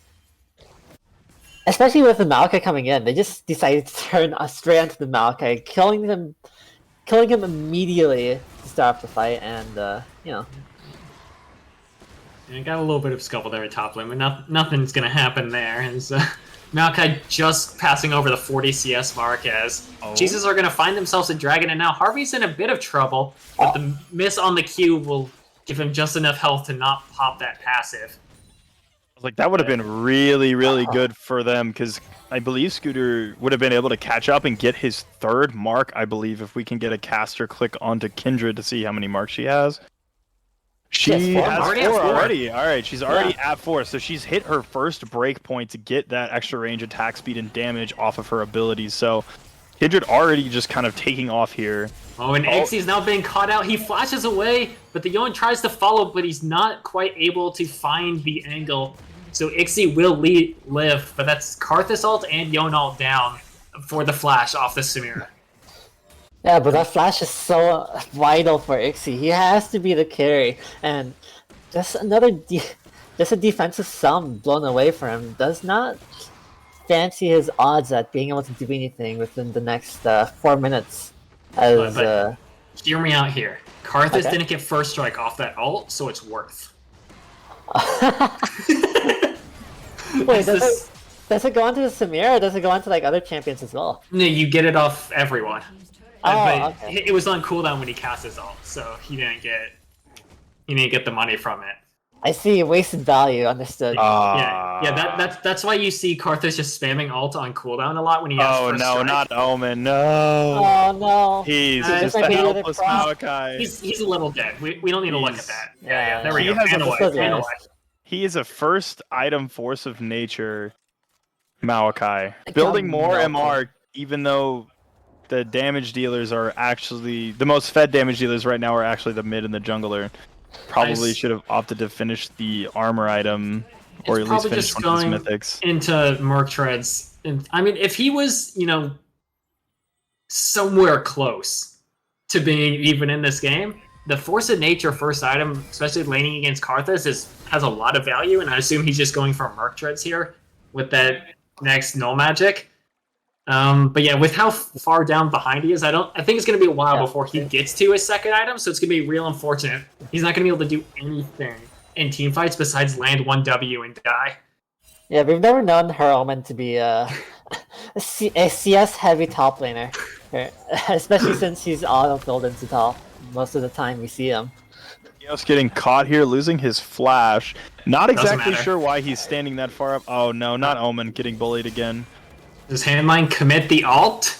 Or does he just I think he has to commit the ult if he wants to kill him. So we'll just take the damage, but you see Dragon's not up for 2 minutes, so there's really nothing that forces the Cheezers to take a bad fight. It's now Scooter's just trying to go in 1v2. He still has the ult, but he doesn't get it. He's the entire time. And now Sonic finally comes in, takes down the Karthus, but the Karthus damage is coming out, and that's actually 4 kills over. And now Handmine's looking for the ace. Goes in onto Heroman. That should be enough. Ace. And that's an ace at 17 minutes for the Cheezers. Yeah, Scooter going a little over aggressive here on the jungler and the ADC, getting completely CC'd to death. That Seraphine ulti was so well lined up, and Sonic bringing in the Karthus just to have all the AoE damage is not what you really want. Sonic brought him back into... If Sonic could have killed the Karthus out of the fight, maybe that looks better, but ulting him back into the fight so he could land a haymaker on the rest of the team, Karthus just shredded them in his passive form, and not looking too good for the Pandas here. Already down, was this 7,500? Yeah, it quickly is snowballing. 7.2 looks like is what they're at right now, but they're quickly snowballing out of the game. The Pandas are just not able to keep up with the amount of tempo. Like I had talked about earlier, Kinjin Scooter over the wall. There is no CC yet as they're trying to find the angle. He still has his ult, remember, as Kai tries to follow him in, but is not going to be able to find the kill, and everyone walks away with nothing burned. But hey, there's the advantage of not pressing your ult last fight. You have it for this fight. Just extremely cocky, trying to drain this Hecarim of his resources. It's real unfortunate for the Hecarim, but... Alright, Handline going a bit aggressive, mistimes his snapback, so takes a ton of damage. And now they're looking to fight this fight, but the Hecarim goes straight in and just gets immediately blown up. Sonic finally lands his way in there, but his team's already down. The Yone finds the ult in onto Harvey as Ixie goes down as well, and this should be a 4-0, or 4-for-1 over to the Cheezers. They're going to get the Dragon as well, and all Maokai can do is say, I'm hitting this turret up in top lane. Yeah, Maokai doesn't really have too many places to teleport in that fight, so he wasn't even able to join. They thought it would be a more even fight considering how low they brought the Handmine, but you see with the Taric Seraphine, this is their job in the late game. They're able to have a lot of disengage, have the re-engage with the ulti, and it's just a slaughter of damage. They're so far behind. It was also a 4v5, so they're down a member, and you know what? More stuff counters less stuff. So we know Cheezers are already ahead in gold. Just bringing an extra member to the fight just made it 10 times easier. Although I guess maybe the Maokai wouldn't have made much of a difference, but CC on one of the players would have been nice. Just to... The math does add up. Let's add up. Harvey's looking for an engage here, see if he can find something on the retreat, but gets stunned up before he can pull him back in. Cheezers are just going to be able to walk away as we get some more first strike farming in, and you can see the amount of damage Ixie's already taking. from this Karthus, who's a completed Void Staff now already, and things are looking a bit grim for the Pandas. But luckily for them, they're still 10 minutes away from Seoul, and so far the Cheezers haven't done anything to say that they're going to threaten a Baron. So, well, they definitely can with this Seraphine and Karthus. Karthus kills it, Seraphine keeps whoever's tanking it alive. That's on the Cheezers to pull the trigger and set up to try and get that pick. Is looking to go onto this Hecker, forcing the ult, but he just follows it with his own ult. And there's nothing This should be a free drag. I mean, free Baron. Pandas can do is they just have to watch their Hecarim die. As now Neo's just looking to go in on the Ixie. Arctic's low on mana. We'll see if Ixie can try and turn this around. He pops the ult, but the exhaust comes down. Just can't do anything. Now he just gets rooted up, stunned. Shield bow proc, so he'll live for a little bit longer. Actually flashes over the wall to save himself, but that's just Baron over to Cheezers. Now 11,000 gold lead at 21 minutes. And Pandas just really have to hope for a miracle at this point, as they might just be getting caught out here trying to go for the tier 1 turret. As Maokai tries to disengage, buys a lot of space here. There's no ult onto this Yone. Seraphine's coming up from bot. Maybe they can just sacrifice one here, as it looks like Zac will get out, and it'll just be her Omen that ends up paying the price for this. But I say that he does have Flash. We'll see if he's able to buy some space. There's no turret here. And Cheezers are looking for the long chase. They're coming from comes in, he lands the stun into the glacial. So I don't know what that TP was, but that is not what you want to see. I've never done that before. No, never. You're clean of any sort of mistakes. I would never have done that before. Not once. And now, I mean, he just led him straight to the bot lane, and now Ixie gets immediately jumped to half HP already. This tower is going down. Zac's passive is procced in. This inhibitor is free, and let's see if they want to try and push for the end here, if they're going to back up. And it looks like they want to take this 3v5 inside the base. And I do not blame them, as the Terror Cult comes down early to block any sort of damage. Seraphine lands the ult. I mean, everyone just goes down. Nothing they can do. They can't even get one kill back. And that's going to be a 22-minute game coming out by Cheezers to stop themselves from being eliminated here and pushing the series to the game 4. Yeah, Cheezers really just making a solid point we don't care. We still have the confidence to just keep fighting and snowball the game out of control. Yeah, they absolutely took basically a 22-minute game. That game was basically wrapped up by the 15-minute mark. Scooter did exactly what I said on the desk that he needed to do to just take the game. Completely dumpstered the early game. Getting that early pick onto Sonic, rolling that into a top pick as well. They really just snowballed the ever-living hell out of that game, and it didn't even look close or even competitive after the 15-minute mark. Kindred was way too far ahead. The bot lane didn't get far enough behind for Ixie to kind of compensate. They didn't take enough of a lead. Therefore, reinforcing that Zac support is bad. I'm saying it now. Zac support is horrible. Yeah. I've never lost to it. Zac was the problem that game. I think that game was all on Zac. It was the problem. It was absolutely the problem. Changed my mind. It was the problem. I refuse to believe that it wasn't the issue. You can't change my mind. That was the problem. All right. Well, seeing as I think I know your stance on what Pandas need to change on their support pick, but what do you think Pandas can do here, going into the pick and ban here for Game 3 to kind of close out this series 3-1? Or what do Cheezers need to do to continue us on to a Game 5? The first pick, Yone, they're committing to that strategy, so I wonder if Pandas will actually respect it at some point. I mean, it seems like the early aggressive jungler for Scooter worked out way better than the Xin Zhao did, just because Xin Zhao's so much lower on the tier list in terms of how good he is. Kindred much, much higher up on the tier list. If not there it is, completely just going to ban it, first ban. He absolutely crushed on that pick. I'm not super surprised that they're going to go just out and just ban it immediately. I guess we're going to have to see what they're going to pivot to. I know Scooter can play the Hecarim quite well as well. So I'd like to see Scooter back on aggression. The way that MBK plays just really mirrors Handmine in terms of getting this tempo, this high tempo, to just end games by 20 minutes. Just have a chokehold on the game by 15 and just force the Pandas to try and limit the impact that Handmine and Scooter can have. I think this is the cheaters. The Cheezers know who they are and they know what they're good at. Yeah, they're not the cheaters. They're the Cheezers. Cheesing us with Karthus top lane.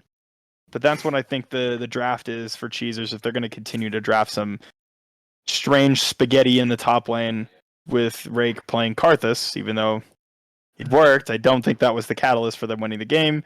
I'll stick with that Scooter playing the Kindred is really what's going to elevate this team into winning more games. All right. Do you think the Pandas here are fine with Handline taking Yone here? They have been banning Yasuo in their third ban slot here in both the other games. They already dropped the Caitlyn ban to ban the Kindred. Do you think they ban the Yasuo or the Yone, or do you think they pick up the Kindred and let Handline have his pick of Yasuo or Yone? Well, Kindred is currently banned. Or Caitlyn, not yeah. They dropped the Caitlyn ban for Kindred. Do you think they'll pick that up again, or do you think they're going to keep one of these cringe sword? And they're not going to do either. Saying Arctic needs to actually play an AD carry. Not going to let him. Insta locking the Zillion. Taking it away from Harvey. Now that is something I was not expecting. No, not at all. Also you go ahead. It's like on the point of the Yasuo versus Yone, I really think that Yasuo is going to be way easier to punish. I think that especially if they're going to keep picking Maokai, Yasuo into Maokai is a rough matchup. So if they're honestly, I would be saying if I was the Pandas here, I would be banning the Yone, forcing Handmine to play Yasuo if he wants to play either of the two brothers, and then just lock him up, easily taking him down. Okay. Pandas are going to pick up the Caitlyn. Now, this worries me a little bit because Caitlyn power comes from being able to be paired with the Lux and having a lot of control and push in the bot lane. However, I don't want to see Harvey's Lux, so I'm in a bit of a conundrum here.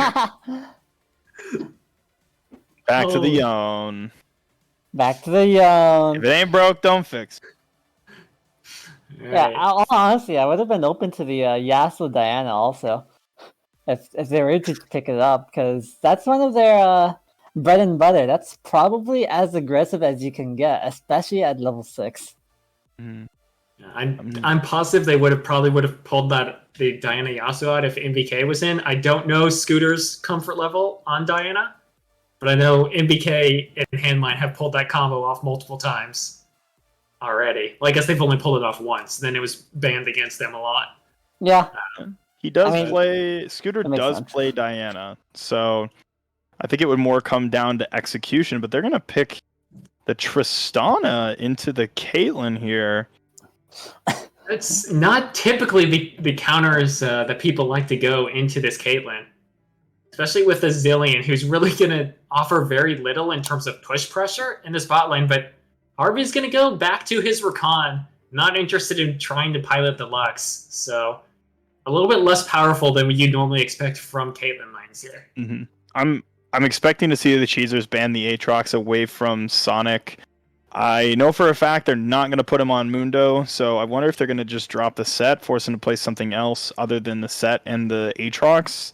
At least I would sink 2 bans into him. I don't think there's anything that Kaib can really pick to completely shut down a comp. His Sejuani might limit some movement if he can, get decent into the game. He actually can be relatively strong as a front line for the Caitlyn and the Rakan. Also his hop of follow-up for Sejuani. I've also seen him play it. He plays it quite well. I'm curious where Kaib is going to pivot as well now that I think most of the picks that they've played are all banned now. So we'll see how they adjust to that. I would definitely expect a Sejuani or a Maokai pick here from Kaib if they're going to focus Sonic, but they're not. They're actually going to take away the Maokais, so we'll see if they actually do take out the Aatrox as well.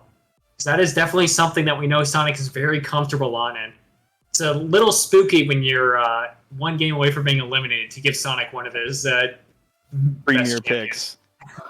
Yeah. There it is. Yep, they're gonna keep it away from him. I'm not super surprised there. They're gonna give him the set if he opts into it again. I assume they're probably gonna give him the counter pick by picking jungle R4 here, and then just the Cheezers are gonna have to reveal the rest of their comp, giving Sonic a good opportunity to counter pick with any of the plethora of champions he can carry with. So I'm curious to see if he pivots away from the set, picks some more stable carry. I'm curious to see what they do. Are we going to get the Sejuani? We could get... Ooh, Silas. Silas for Sonic. I actually like this a lot more than Set, especially with this team you already have drafted. You don't expect Cobb to be pulling out some high damage jungler. Caitlyn is notoriously weak in the mid game, falls into a really big power trough before she starts completing her 4 items. And you already have Mundo top lane. If you go with a Set mid lane and you don't get ahead early, you could really struggle with damage. But we don't care about that anymore as Scooter locks in his Rengar. So getting maybe a little bit less aggressive than the Kindred, but can definitely still look for those early skirmishes if he finds the enemy jungler. I also will point out, this is Scooter's one trick. He has 305 games in solo queue on Rengar. So this is definitely his one trick. His comfort is this Rengar. Wait, is Hanmine playing Zillion or is Rake playing Zillion top? Oh my lord. Did they forget they have Rake. Zillion? I think it's Rake. I've seen Rake play a lot of Yone. He has pulled out the Yone top lane before as well. I have never seen Hanmine play. I just think it would be really weird to give Hanmine Zillion.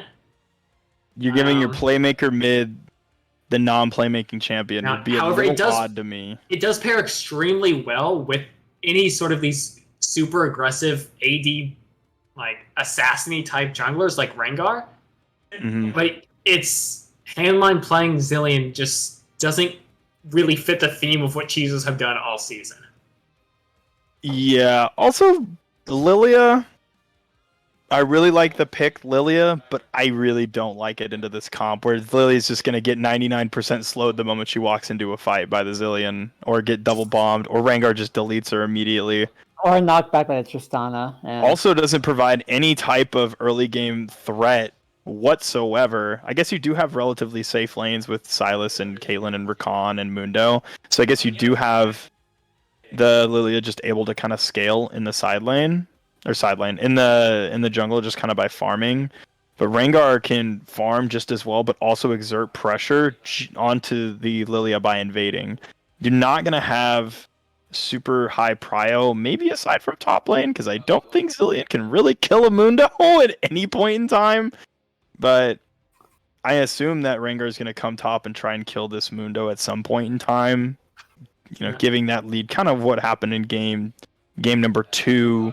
Where Kindred came top and killed the Maokai relatively early on a 2.5 stack minion wave. So we'll see how it plays out. I definitely think the Rengar pick is going to be better in the early game into the Lilia. So we'll see how. I think this again is going to be which jungler kind of has the tempo. If Cave is able to kind of sustain farming and just kind of farm out a lead and just get ahead in items, the Rengar is going to struggle. But if the Rengar gets ahead, he just starts one-shotting everything on the map except Mundo. It's going to be really tough to deal with that. I want to more focus on the ball lane. Tristana Taric is such a scary lane to go against in any situation. Just how easily the Taric can land a stun if they line it up with the Tristana jump. There isn't really too much that the Rakan can do early on against it until he hits level 6. I want to see Harvey more on a peeling side of Rakan rather than the engaged side, because it's going to be real hard to even try to contest that fight.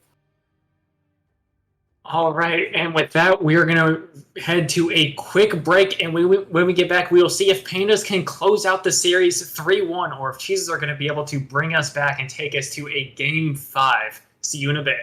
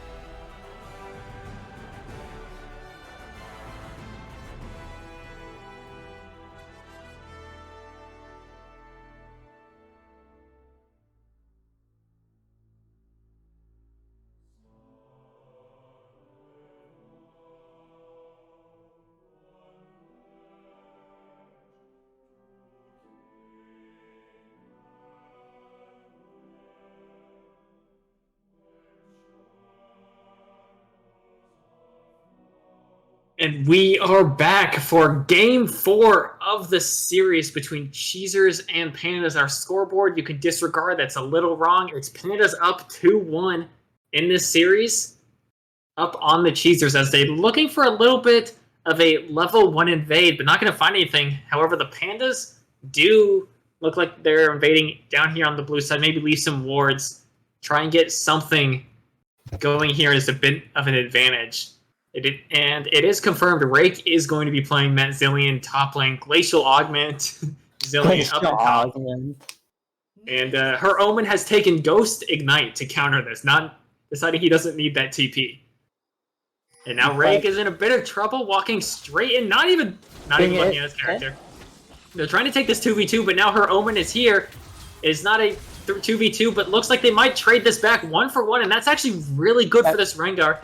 As the fight's looking to continue, Handline's trying to find his way into this fight, and now the Zillion is TPing back, and Pandas have to run for their lives here, as looks like they are going to get away, as Roman actually has to pop Ghost just try and build some space here, but not the start that the Pandas were looking for, as now their bot lane is getting zoned out of the wave.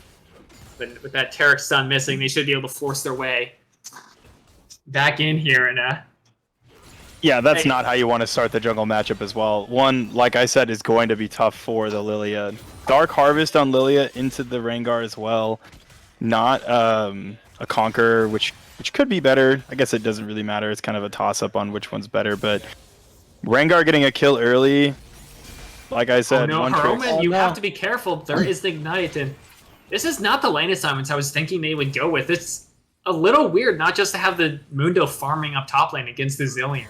You can really shrug off a lot of that damage, whereas Silas is going to, a bit more of a struggle to just shrug off all of that damage, especially not even going Doran shields. So, see how that ends up playing out. I would have liked to see the other lane assignment here.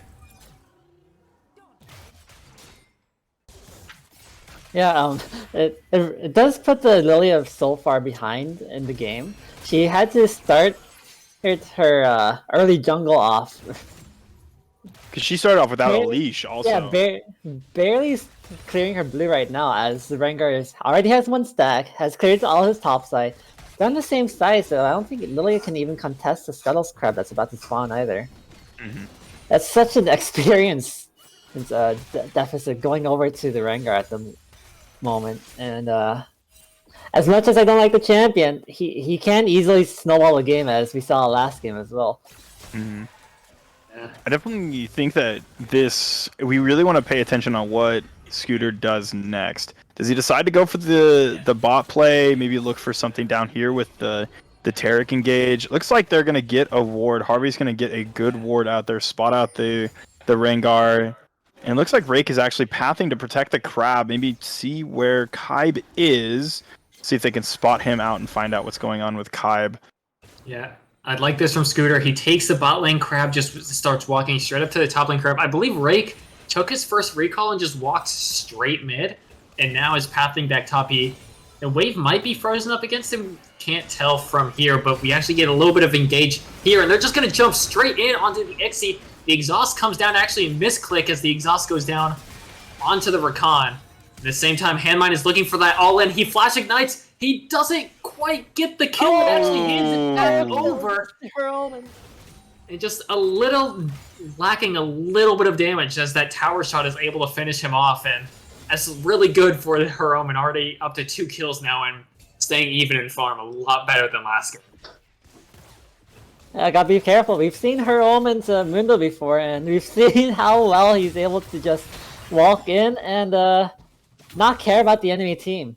If a Mundo gets out of hand, it's gonna be a lot harder to kill. Tristana isn't really the best known to get Mundo out of dodge of these team fights.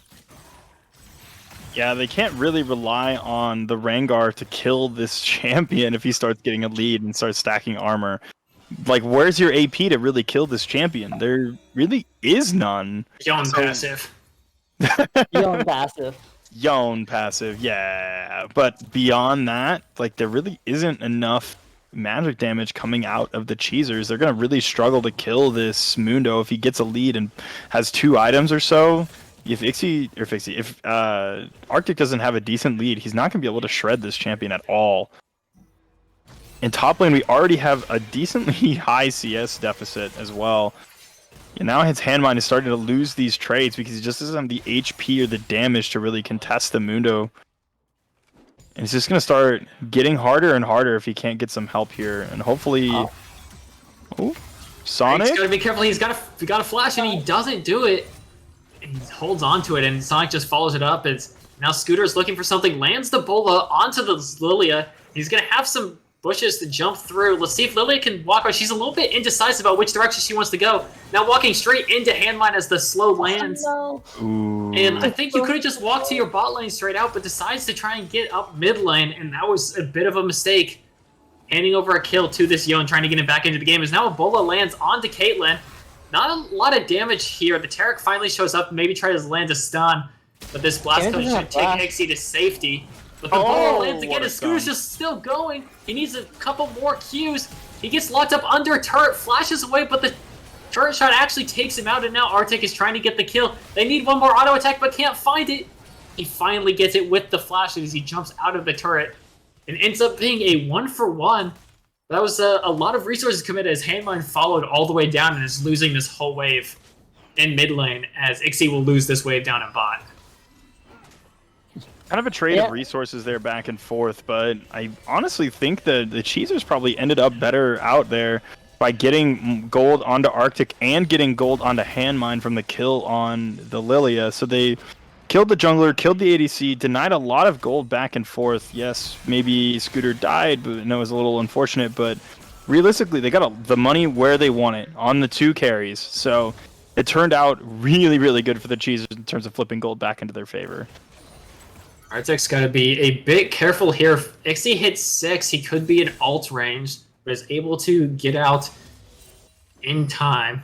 And we can see, I mean, up in top lane, when every time the camera pans up over there, Sonic's finding good trades onto Rake, and Rake's really suffering here.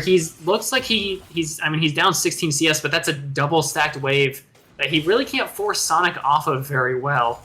Now her Omen is a little low, and Handmine might fancy himself a dive here with his Ignite back up. As once his ghosty Spirit Soul Link thing comes back up, he might look for it. Ghosty Spirit Link thing. Yeah, it's the technical term. They could also just look for a straight dive. Rengar is not quite 6, so it doesn't have the ult, but Handmine just goes straight in, goes for the ult, jumps back before the turret shot can follow him. And Sasha barely gets out with 1 HP. It fails to jump over the wall. He goes in for the ult, but that's not going to be enough as they're now trying to run away. And a bit unfortunate, Ixie couldn't quite get over that wall with his 90 caliber net, so Scooter was able to get out safely, and just a little bit more of a lead going over to Cheezers right where they want it. Yeah, money back onto Handmine, kind of covering up some of those mistakes that he had earlier in the game, but I wonder when the Cheezers are going to have to end up dealing with this Silas, who's just going to have free ultimates from this Rakan, or this Rakan, from this Zillion. I said my English was hard today, and it is really bad.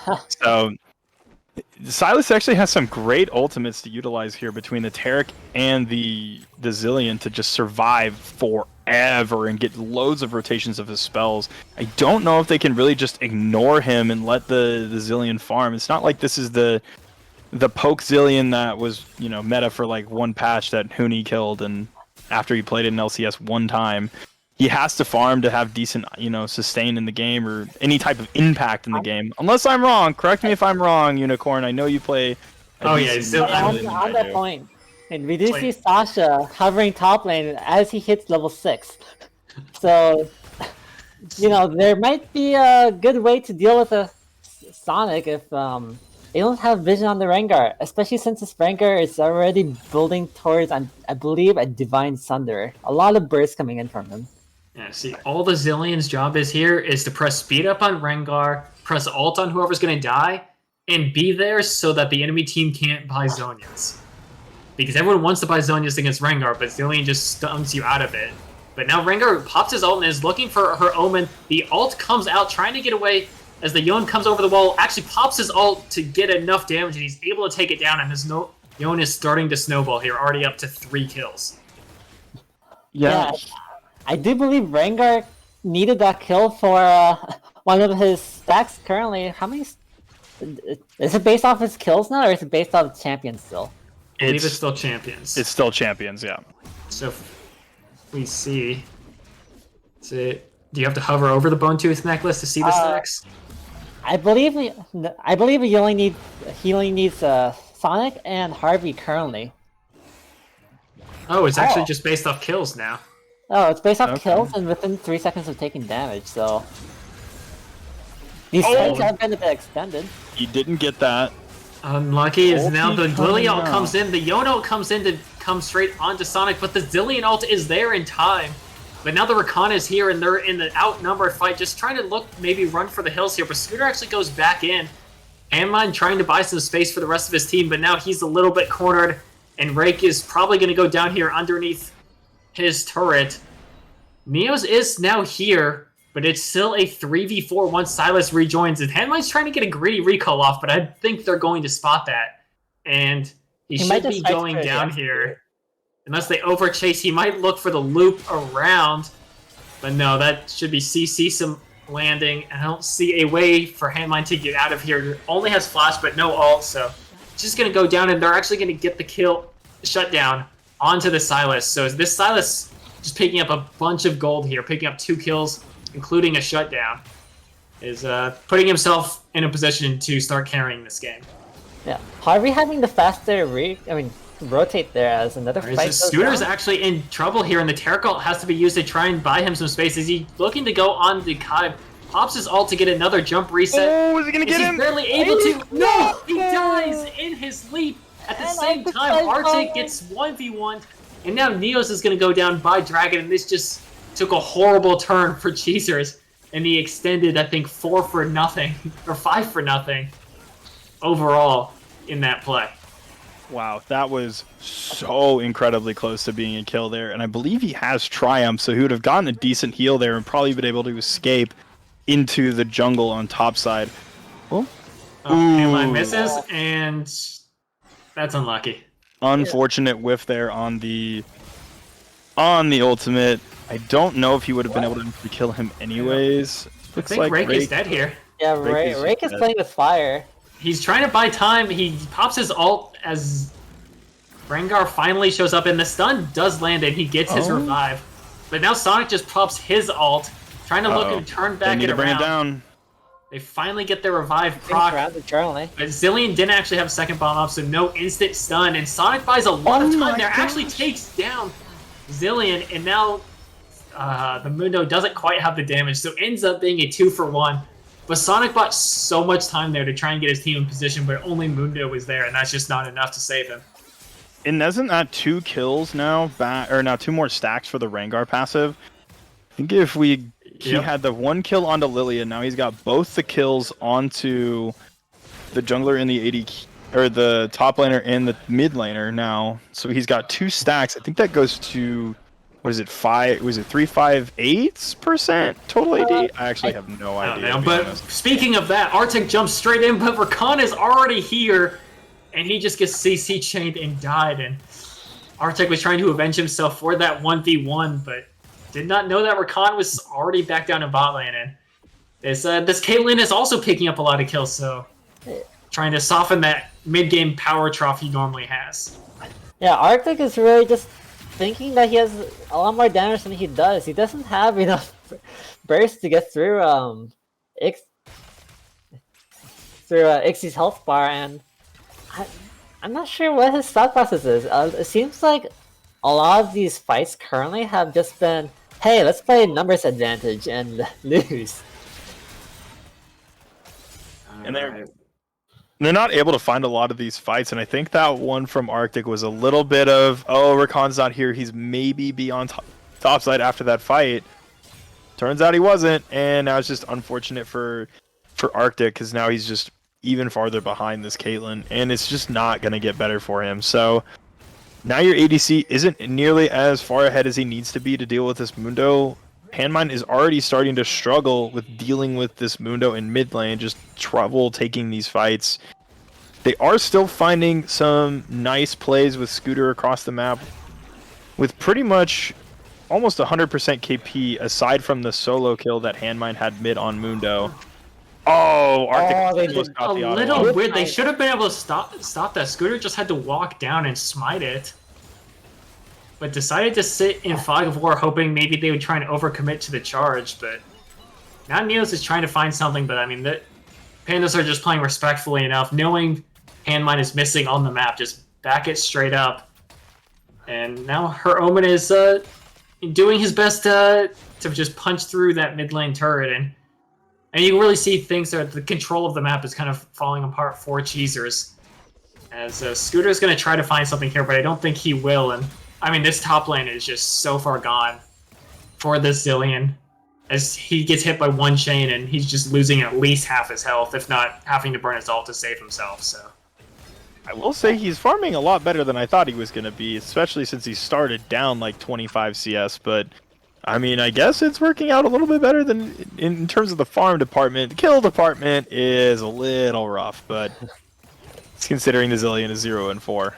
But the Zilean pick doesn't seem to be paying off just yet. Yeah, Rake is coming in with 4.4 gold and Sonic has 6.1. It's a pretty clear... Oh, Ixie getting jumped on here? Handmine coming in, but he misses the ult onto Ixie, so it's probably not effective. Hits a 3-man knockup, but there's just no follow-up yet. Now Scooter's trying to come in, but Tarek Q has already been used, so there's no follow-up onto the Rengar ult. And they're just able to disengage that with the Lilia ult. And see if they maybe just try and force this turret down, as they're going to be giving up top lane for this play. But a little bit of split calls here as team looks to rotate toward Dragon, but Arctic wanting to hit the turret. The Dragon's still not up for 20 seconds, so they're just losing a lot up here in topside, and they weren't able to find a play down here in bot. Long enough as Looking for Keep here, as he has to flash away from the Yone Q. So at least that's something burned before this Dragon, but they're getting really poked out here, and Pandas don't seem too concerned about giving up this Dragon. Yeah, they already have one as ready. Yeah, because Pandas already have one already, so their first Drake on the board now for the Cheezers. Not exactly one that you exactly want. The Cloud Soul, or the Cloud Drake is really not exactly ideal. Maybe they're going to get this bot tower, though, maybe trade it out for top, and Arctic's mid... got to be a bit careful. He's able to navigate that. They're more content with getting the Rift Herald at the moment. Honestly, I respect it. It's a lot of tower pressure. They've already got top side down. Bot side is like on its... Bot side is on its last limbs. And if they can just open up the map, then they'll just have so much control over the game. Yeah, kind of interesting that they gave the Herald over to Harvey. So they I must actually be like him to look. giving it to Harvey here. The plates are already down, so you're not trying to funnel gold into someone. And with Kaib not there, Harvey is the most access to be moving around the map to position that Herald in a good spot. Whereas you want to just keep her Omen in his side, but he already doesn't have TP, so it's not like he can move to a play that happens across the side of the map to drop Herald. So I think it's reasonable not to give that Herald over to the Mundo. Yeah, I also think they could probably overwhelm a side lane with that as well if they can get... If Sonic gets a jump onto Rake and Harvey is there, they can honestly just kill Rake, drop the Herald, get maybe a tower and a half, maybe almost probably get 2, and then just start snowballing that side lane to force people to respond. But man, that was a big chunk. Is Caitlyn going Bloodthirster second item?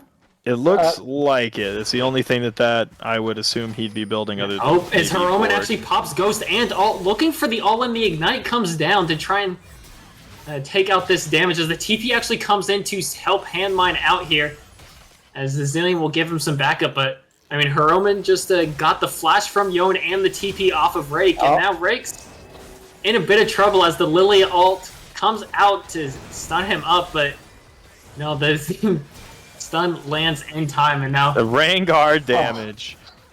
Handmine is even able to live with that Zilean ult, so a little bit of an overforce there from KeepCat, trying to go in on that, but not quite able to. And with the top lane turret already taken down, not much Sonic can push for there. So good play by the Cheezers, punishing that mistake from Pandas. I also think that so it's a 2-item rain guard now, and both those items are insanely efficient to buy early because they're cheap. So he's already on a really strong power spike for Sasha. He's also a decently tanky with the Chem Sword. Although it's not, well, it's actually pretty decent to the more, the Mundo for the healing and for the Silas. So it is a really good pickup in terms of breaking that healing chain so that they can't just out-sustain the damage from Yon. But yeah, he's starting to snowball, and I think he's going to base here. He got both those kills as well, so I wonder how much gold he has in his pocket right now.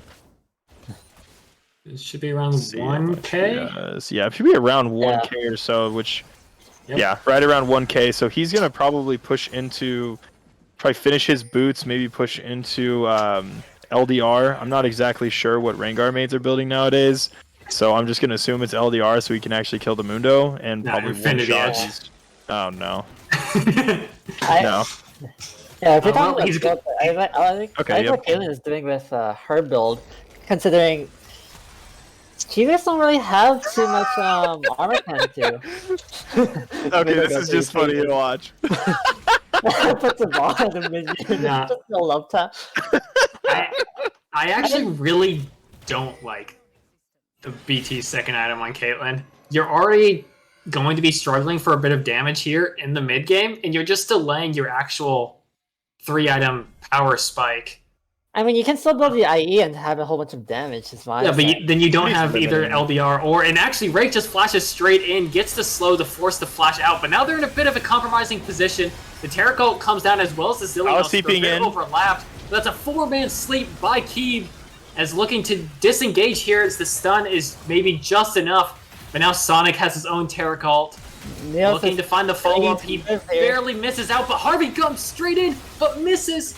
As the whole time Rengar actually assassinates the Lily, and now the huge ult coming out from Handmine, finally finding this fight, and that's 3 kills over to this Yon as Scooter's running for his life from this Mundo, and looks like he's going to be able to get out, but no, he walks back in to hand the shutdown over. But that is 2 for 5 over to the Cheezers in a huge team fight. What an absolute fight. I don't know if we actually noticed, but Scooter Sasha dove into the back line after Sonic jumped in, killing Kai'Kai, putting a load of pressure and pulling Omen away from the front line. So now it's just turned into a 3v2. Handmine just absolutely cleaning this up. Yeah, if Sonic had pressed his ulti earlier as soon as he got the focus, I'm pretty sure he could have done so much more, but he just got insta-bursted before he could even use the Taric ulti. And also another thing, the Taric ulti had blocked all the damage from Lilia. That sleep did nothing that fight. That was such a well-timed Taric ulti. I mean, it canceled the Taric ult. You know, they tried to, you can't fight when you're asleep. So you lost a 4-man Lilia ult for a Taric ult. Yeah, you lost a 4-man Taric ult. Oh, and now Arctic's just jumping straight in, killing. But hey, you traded a 4-man Lily ult for a 5-man Taric ult, and nothing happened during that time. I think that's a win. Not really. They need that damage. They need that CC. Oh, here we go. They're actually Jungler's just starting dead. This is actually a bit risky. Jungler's dead. Neos can, yeah, but the damage, Neos can sustain for a bit, but it looks like Pandas aren't positioning themselves to to actually force them off Baron. They're maybe looking for some sort of miracle snipe from Caitlyn. Sonic doesn't have teleport to do this, so they're gonna go for it, but that came down to 300 HP before the smite came in, but they are able to secure it. As now the Shrelius is trying to get people away, and I think everyone's getting away, but Heroman just walked back in, has to burn his ult in exchange for that. So it turns out pretty well for Cheezers. Thought the Pandas might have been able to position more aggressively to actually try and take a fight instead of, sniping over the wall, but couldn't find the angle to do so. Yeah, and now the Cheezers have opened up a almost 4k gold lead. I definitely see this game can really now snowball out of control with the Cheezers, because I think Rengar here, does he buy the... I think he's buying Death's Dance. Is Death Dance built out of Is that Black Cleaver? No. Is he buying Black Cleaver? It actually is exactly what he's buying. Yep, he's buying Black Cleaver. That's what the Kindle Gem in the Caulfields builds out of. That actually is a really smart idea to shred the armor off of these frontliners, because Sonic actually has a decent amount of armor with the Zanyas, and pretty much all armor for her Omen, which, I mean, to be honest, exactly what we expected. No AP threat coming from the Zillion. He's, sorry, Rakes, but Rakes not Bjergsen. He's not going to be threatening people with that damage, so... Well, I mean, he also went the Everfrost and the Chemtech, but now actually... 1v1. Scooter finds it, and the Zonias comes out, but that's just going to buy a bit of time for the heal to come back through. He's looking for it, but just doesn't have the sustained damage. And now Mundo's popped the passive. He gets stunned up, and it's just going to be everyone jumping on him. Pops the ult to try and live, but it's not going to be enough. And huge stun lands again by Rake, just taking the turret to make sure his teammates don't have to. Uses the ult, trades the ult out, and I mean, they just break open the base here in this top side with this push. As Caitlin's not even in position to try and defend, and I don't think they could if they were. So this should be a free inhibitor over to Cheezers, really blowing this game open off of that one pick in the jungle. Handmine looking for it. He doesn't quite land it, has to snap back, but Harvey takes a huge chunk of damage from Arctic. It's not that Neos pops the ult a little early, looking for the tower dive, but they decide that's a bad idea, and I agree with them. Looks like they should just be disengaging here, but this whole time, Scooter also took the bot lane tier 2 and just pushing up to the inhibitor, but will be forced back with these respawns. Yeah, it's so okay, there he goes.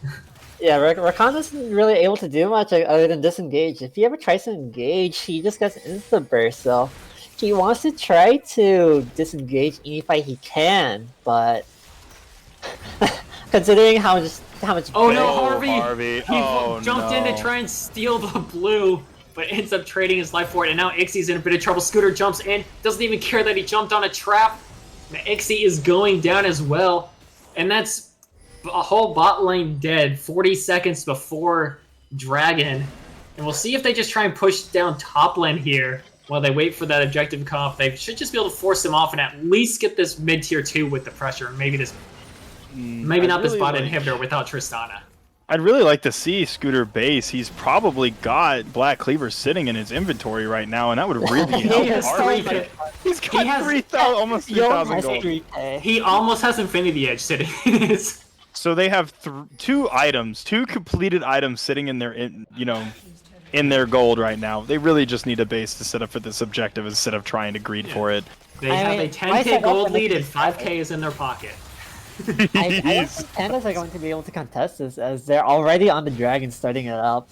Yeah. They killed that so fast, so I think it's just Pandas trying to stall the game, and let's watch Handmine. Let's see what he finishes. Death Stance. Ooh, and Soul Point for Cheezers. Soul Point going over to Cheezers. Oh, building into the LDR. Death Stance.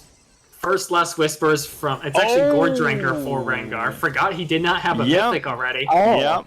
He bought a Last Whisper, then stole it. Let's see if he decides that's the direction he wants to go for. But no, he's going to go for a Tiamat. Nah, he's only going for the backline. He's going for the squishies. He's going for the Squisher Lilia, the Squisher Kaelin, the Squisher Rakan even. Yeah. I completely whiffed on that point, but also kind of interesting. Okay, Handman is going to walk away from the top side. They really just need to put pressure into bot side to break that tower, and they realistically could just walk into mid lane and take the inhibitor. There's nothing that the Pandas can do anymore to stop them. The Mundo is tanky, but there's no damage other than the Silas, and going melee range into the Yon Rengar is not ideal to survive. Scooter actually pops the ult. He's looking for it. He has Rake there to back him up, and he does so much damage just for the splash on the Keep Cat. Not just going straight onto the Mundo. The charm comes in from Rakan as well as... But they're just dropping all the ults on him. He already had... just dead. The Terracotta comes out. He gets a double kill. The whole time they assassinate Ixie, Handline and Arctic do, and that should just be enough to clean up this game. I don't think Sonic and Harvey have enough here to stop this. And it looks like the Cheezers are going to tie it up 2-2, getting us to Game 5 in this series. As Sonic looks for the last desperation play, but it's not going to be enough. And Cheezers are going to close this game out in 30 minutes, taking us to Game 5 versus the Pandas. I definitely think they're the playing Silver Pandas. Scrapes. Yeah, somebody play the Silver Scrapes, but the Pandas really had a great game plan going into that, and it was executed quite well up until about probably like the 17, 18-minute mark when that team fight mid happened.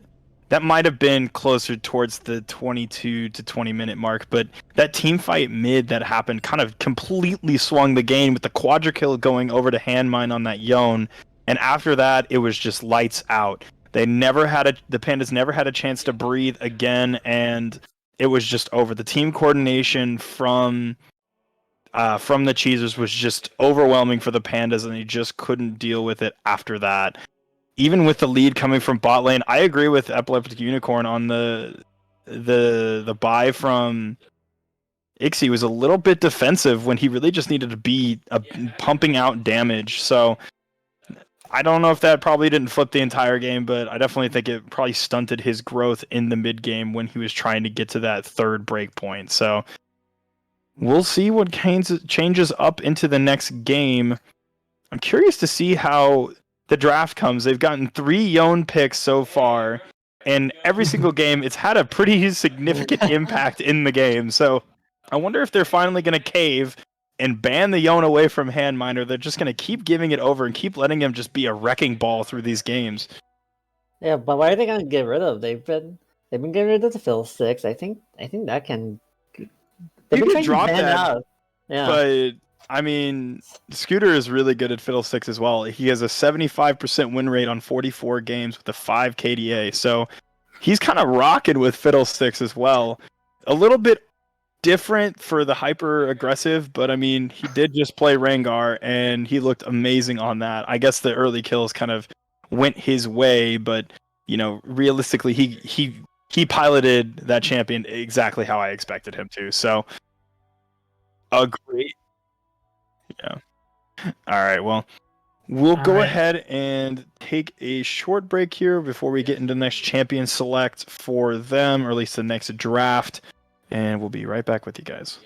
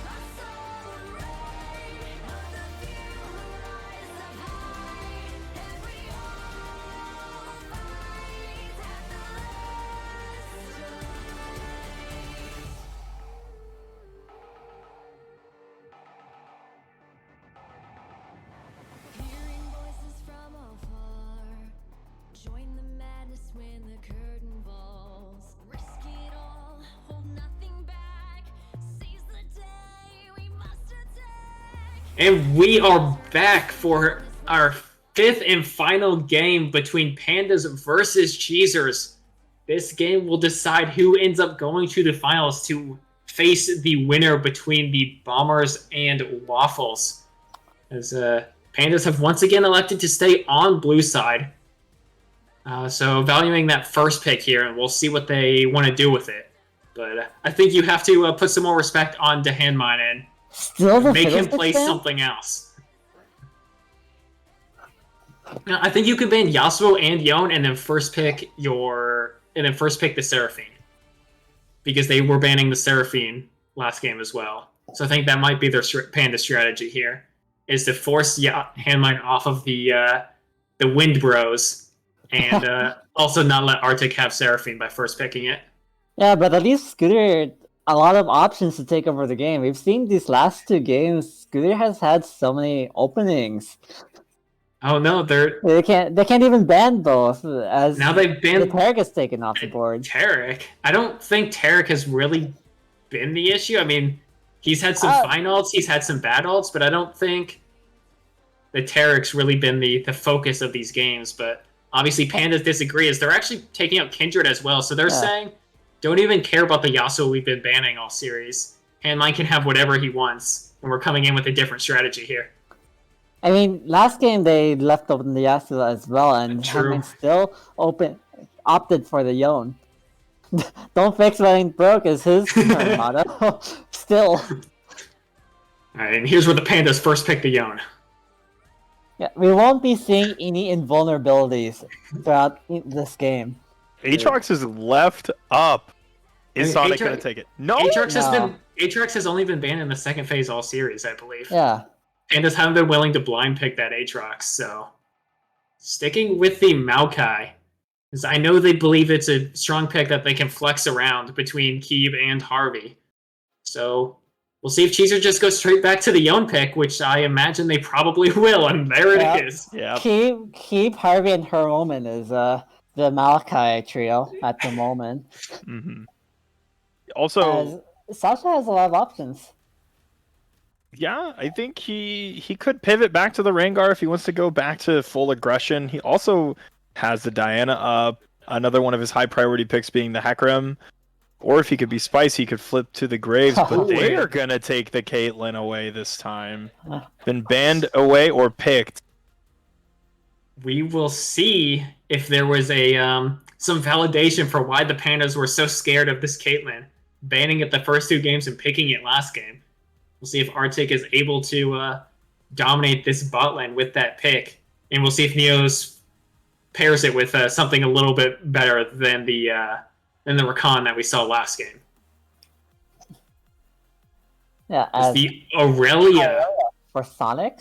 Sonic is throwing it down the gauntlet. Gloves are off, boys. This is it. He's going straight to the 1v9 carry. He wants to fight. He wants to carry. Off. He's going to... How much you guys want to bet he's just going mid against Handmine? We're going to get an absolute banger in the mid lane this game. True. Or he goes top lane. And they both get 10 kills, then they go fight each other 1v1, and whoever wins the series. Yeah, whoever wins the series. Do you think Arctic and Neos has learned a lesson and will buy a Vision Ward for lane? I think they'll also probably draft a support that can deal with Twitch. Because they can also just draft the Lux here and just make I mean, if they just pick Lux here, I don't know how you lane with Twitch. So we'll see what they go with as the timer's ticking down. Karthus! Taking the Karthus early. Hey, if you can't see the Twitch, just move him up before he gets into the fight. Make sure he's half HP before he enters the fight. You can actually, when he's invisible, you still see the Karthus beam coming down on top of him. You actually... Yeah, that's an interaction that shouldn't happen. Yeah, I don't think that's the normal case, because that's the same with Yuumi. You're not supposed to see the Yuumi either. But Yuumi doesn't take damage though. You can't see the Yuumi when she's on top of Twitch and I would think it would have. That's what I'm saying. I see what you're saying. Ult would have. Yeah, I believe I'm pretty sure you can see the Twitch with the Karthus ult, and I mean you'll definitely see him with the when the first strike comes flying at him. So as Pandas are saying you didn't pick your support, so we're going to take away some good pairings here, banning out the Lux. I expect maybe a Morgana ban, maybe a Karma ban, something of that nature. I honestly, Neos has played more Renata this season than he's played the Morg. I don't know about Morg, Renata with Caitlyn. I think you either have to go all in on the range, or you have to go all in on some sort of kill threat with something like Leona or Nautilus or something that we've seen Neos Ban the pilot. cat. Remove the cat. No, they banned it. No Tom and Jerry this game.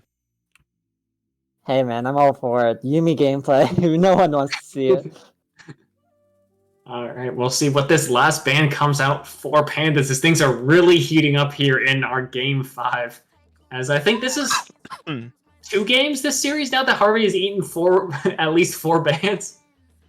Harvey being the heart and soul of the bands. Not even for Harvey champion bans. It's for ranged enchanter support bans against Harvey. It's what they don't want to play against, because recently Harvey has been opting for more, I guess, shield supports, if you want to say it that way.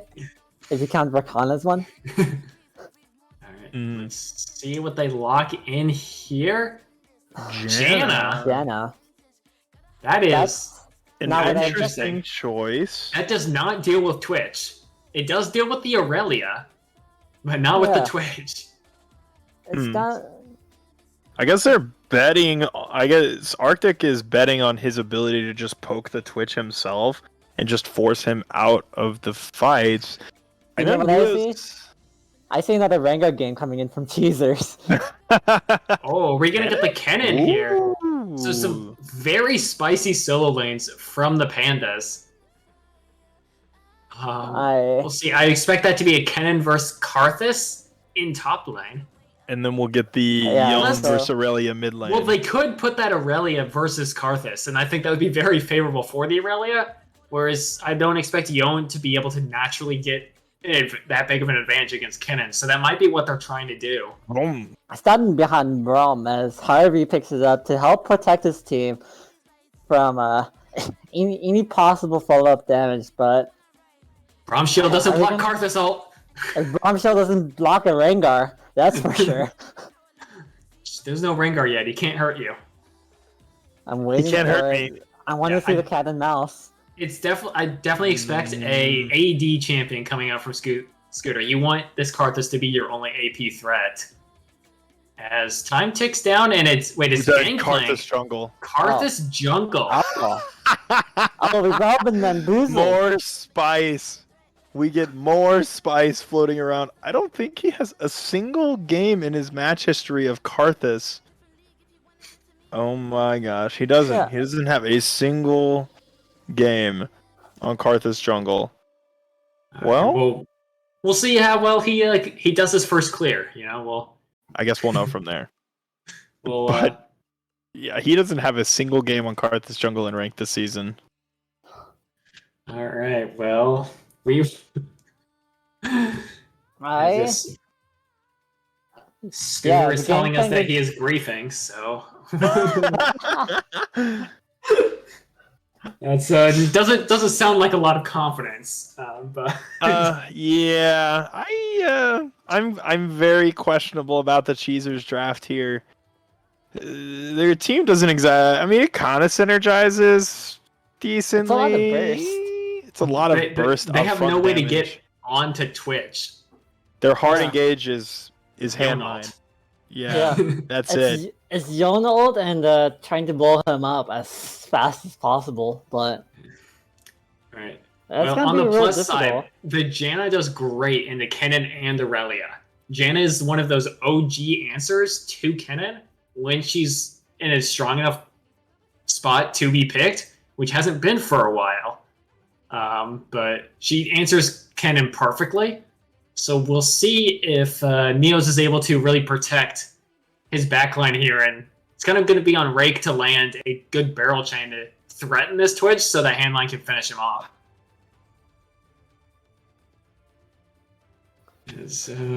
What are you guys' final thoughts here on the drafts from Pandas and Cheezers? I think we are just once again with Pandas have an easier executing comp, and the Cheezers have to find a way to outskill and just kind of find a way to navigate the early game so that they're not behind and they can take some type of fight at probably like a dragon or a Rift Herald where they can just flip the fight with their favor by inviting the Pandas into them so they can just delete them all by getting this Karthus caught in the middle of all of them. So we'll see how that plays out.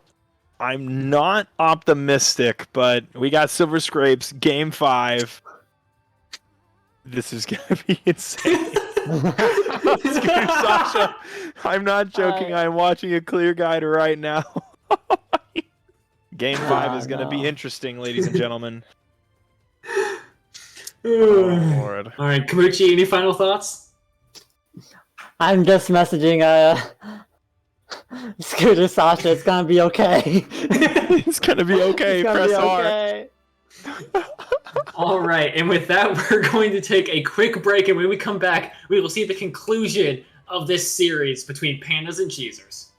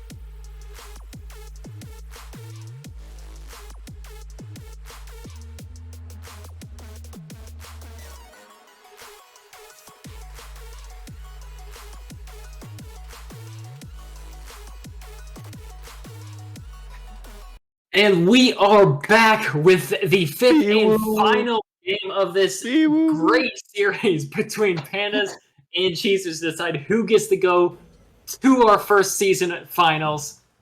As we line up here looking for a little bit of level 1, and it looks like the Pandas might try to match hit, but Kenan is not here.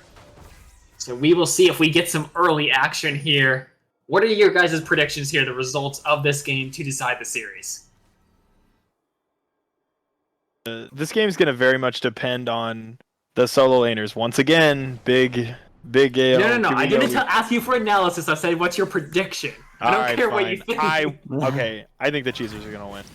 All right. Well, as we say that, the Janna ult, or the Janna Tornado, actually buys a lot of space, hitting all 4 members and the Glacial Slow, which gets Arctic out of there safely. They tried cheesing the Cheezers. Doesn't work against that team. The Cheezers cannot be cheesed. They successfully reversed the Karthus clear, which I'm no Karthus jungler, but I don't think he probably wants to start that. No, you don't need to start blue. It's fine. Okay, it doesn't matter. I don't know if he will get analed by mana or something like that, where he just legitimately can't farm at all. I'm sure he's fine. You'll be fine without blue buff. You don't need to start it as long as you're getting it as your 3rd, 4th camp. I don't believe you can full clear reds. If you full clear red side, I believe you have to go straight for blue buff, or you're going to be out of mana. But we will see, as Hiroma's already taken a decent amount of damage just trying to get back to lane here, as that is the matchup they're looking for, is to put Sonic against Handmine, Aurelia versus Yone here in the mid lane. We get the absolute banger of a mid fight, and we also, because Rake started off by hitting a couple, a Q auto plus a little bit more damage, and that kind of started that. All right, as we actually hit the level 2, Sonic looked to go in, but he missed the stun, so he's going to try to walk away here, but it's going to take some damage. No, her Omen actually has to trade flashes, but the passive is enough to take him down. And Rake is starting this game by popping off. But now Handmine's in a bit of trouble as the stun lands. He's going to have to flash away from this, and he does. But Sonic already putting a lot of pressure down here in mid lane, forcing the flash out of Handmine. With no TP, he's in a lot of danger here of just getting flash ignited on in this mid lane. As Kenan bought a coal off of it. No CS again. Not Ken. That was Kenan's first item. Oh, that's his first item. Yeah. He hasn't been able to get a single CS ever since walking up to lane. Alright. Handmine, you gotta be careful here. The stun does lane to Sonic go for it. He doesn't have the mana. Decides not to go for it, but now he does. He goes straight in, but the shield actually gives Handmine a lot. 1-for-1. Trade back 1-for-1, but Handmine loses that entire minion wave. Now down Handmine killed himself. He killed himself by walking back and eating another auto attack. The Aurelia was going to have to flash away, and he would have survived. Alright, looking for the gank setup here, but Arctic Fancy Feet dodges the stun, and now Neos flashes early to get himself out. If he has the Tornado cooldown up, he does not. And that Lee Sin kick from the Maokai is enough to take him out. As Arctic's going to be able to get away here, but that's a kill back over to the Pandas. Just a bit of an overextension coming from ball lane. It's really good to have as many kills on Ixie as possible. He's one of the highlights that we see that can easily snowball this game. So I'm not. That was just a slight disrespect on not really knowing where the Maokai was gonna be, to be honest. I think mid lane gets really rough here for Handmine. In these type of matchups, you cannot afford to fall behind. And with the jungler that doesn't want to show up mid to bail you out, when the enemy team also has a Maokai to easily gank, it could get really rough here if he tries to play over-aggressive, which he is prone to doing. So we'll see if he can contain himself just a little bit, but already down, 20 CS. And almost an entire level lead advantage here over 2 Sonic. So really rough here from Handmine, and a great trade 1-for-1 early on by Sonic, even if Handmine misplayed it a bit. Yeah, it's really unfortunate for Hiroman at the moment. Rake has this pretty nicely frozen. It's gonna break your he's skin, already starting to hurt. It's real rough. He has two levels on him, has a fully built Sheen and a long sword Oh over my him. god. All right, and the Karthus, Scooter is just able to walk up. He has a flash. he has no either, so he's gonna have to lightning rush. Scooter out. missed the slow. Missed the W. Yeah. He's able to get out, but that's just more pressure here. I mean, we talk about the CS lead mid lane. It's the same in top lane, and now Roman is getting real close to dying. He is going to be able to get away, but Handline dodges the ult and the stun, and is able to get himself out. Well played by Handline to avoid that kill threat there, as Aurelia hit 6. Yeah, but Sasha spent so much time top lane that Dragon is now available, able to start up the Dragon stacking. And alright, Sonic actually looked to go in, but Neos is here. No mana. There's still no level 6 on Handmine. I'm not sure he's going to have the damage. Misses that Q, is just going to have to snap back, but at least gets a good trade here, but with support coming from Pandas, can't push too far. And they should be looking to reset this wave after securing that dragon, as you mentioned. And keeping the game relatively even, a 300 gold lead over to Cheezers, but Pandas do have that dragon. So see if they can start that stacking off. And really, they're kind of okay with scaling up on this Twitch and not taking too much action. Yeah, they kind of mitigated any type of threat that the Caitlyn is going to have early by giving a kill over to Thresh. Oh my gosh. Once again, English break. Oh, Omen is just getting chunked. Just going to take another Q on this way back. Half health already, cannot walk up to this wave. I mean, he's just going to... This could just get frozen here by Rake. Herman is just suffering real bad up here in top lane. And things not looking too good up here in top lane. Now, well, I will point out, Keeb is sitting on both charges of his ward. Maybe he could drop one of those, start recharging, and maybe get some vision for his team a bit. Trying to, especially around this mid lane, keep track of this Karthus, but... Yeah, also kind of to shift back to the bot lane matchup, Caitlyn thrives on being able to pressure the other ADC because of her range. Now that she's not able to do that because of, the inability to walk up and just trade with Thresh, the threat of Harvey getting back onto him. Oh my gosh, did I say Thresh again? I'm sorry. Yeah, you did. I'm done. Oh, but they're not having 4 people walking down to the bot side. Oh, they got to be careful here.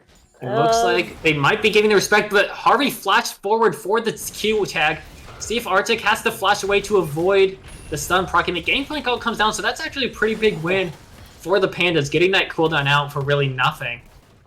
And they're not able to convert this to a dragon as it's not spawned, and Karthus is looking to start up this Herald. Yeah, they are bringing a whole bunch of people to mid lane at the moment. Handmine should know if the communication is there. And looks like it's just going to be a Red Herald force from the Karthus right now. And the Cheezers are starting to kind of hemorrhage gold here right now in top lane. The lack of ability. They're actually looking for her. Omen goes for the ult, but barely finds the range to tag onto Scooter.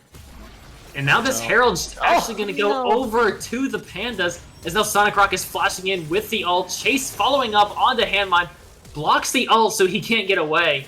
And a great play there by Sonic, but we have some more trading down here in bot lane, as Arctic's taking the worst of that trade in this 1v1. And the Panda's really starting to take control across the map here, leveraging this power of this Aurelia. Yeah, you see, Aurelia already almost at a 20 CS deficit, not deficit, advantage over the Yone, with 2 kills, and she's just going to be... Arctic, you got to be careful here. Ixie comes in to open up, has his ult back up again, and that's going to be another kill over to this Twitch, and we know what can happen if this Twitch gets going. All the gold is on the right people right now for Pandas. 2 kills for the Aurelia, 2 kills for the Twitch, and both of them have shutdowns on them. Cheezers are going to have to try something to try not to let this bleed out. Honestly, probably the best thing the Cheezers could do is just slow down the game. They want the scaling Gangplank and the scaling Karthus to just keep getting stronger and stronger and just try and mitigate the plays that Cabe can make on the map to get his team further ahead so that you can snowball. Aurelia jumping into a Gangplank barrel and exhaust on the Karthus and losing all of that magic damage on from the Karthus is just going to kind of stack up. So, I mean, him jumping into the middle of the team, I guess later in the game, once he has Death Dance and multiple healing items, is probably going to be as bad. But as of right now, it could get really bad for Morris if they can take this to late game for the Cheezers. So they do have a decent option still of getting back into the game. So we're going to end up finding out what's going to happen. But right now, I do think they are still in a solid spot to play through right now.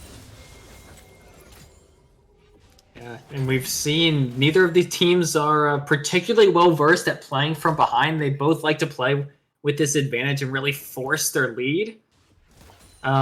So we'll see if Cheezers can, slow it down, like you said, and play a little bit on the back foot here to not give over too much of an advantage here.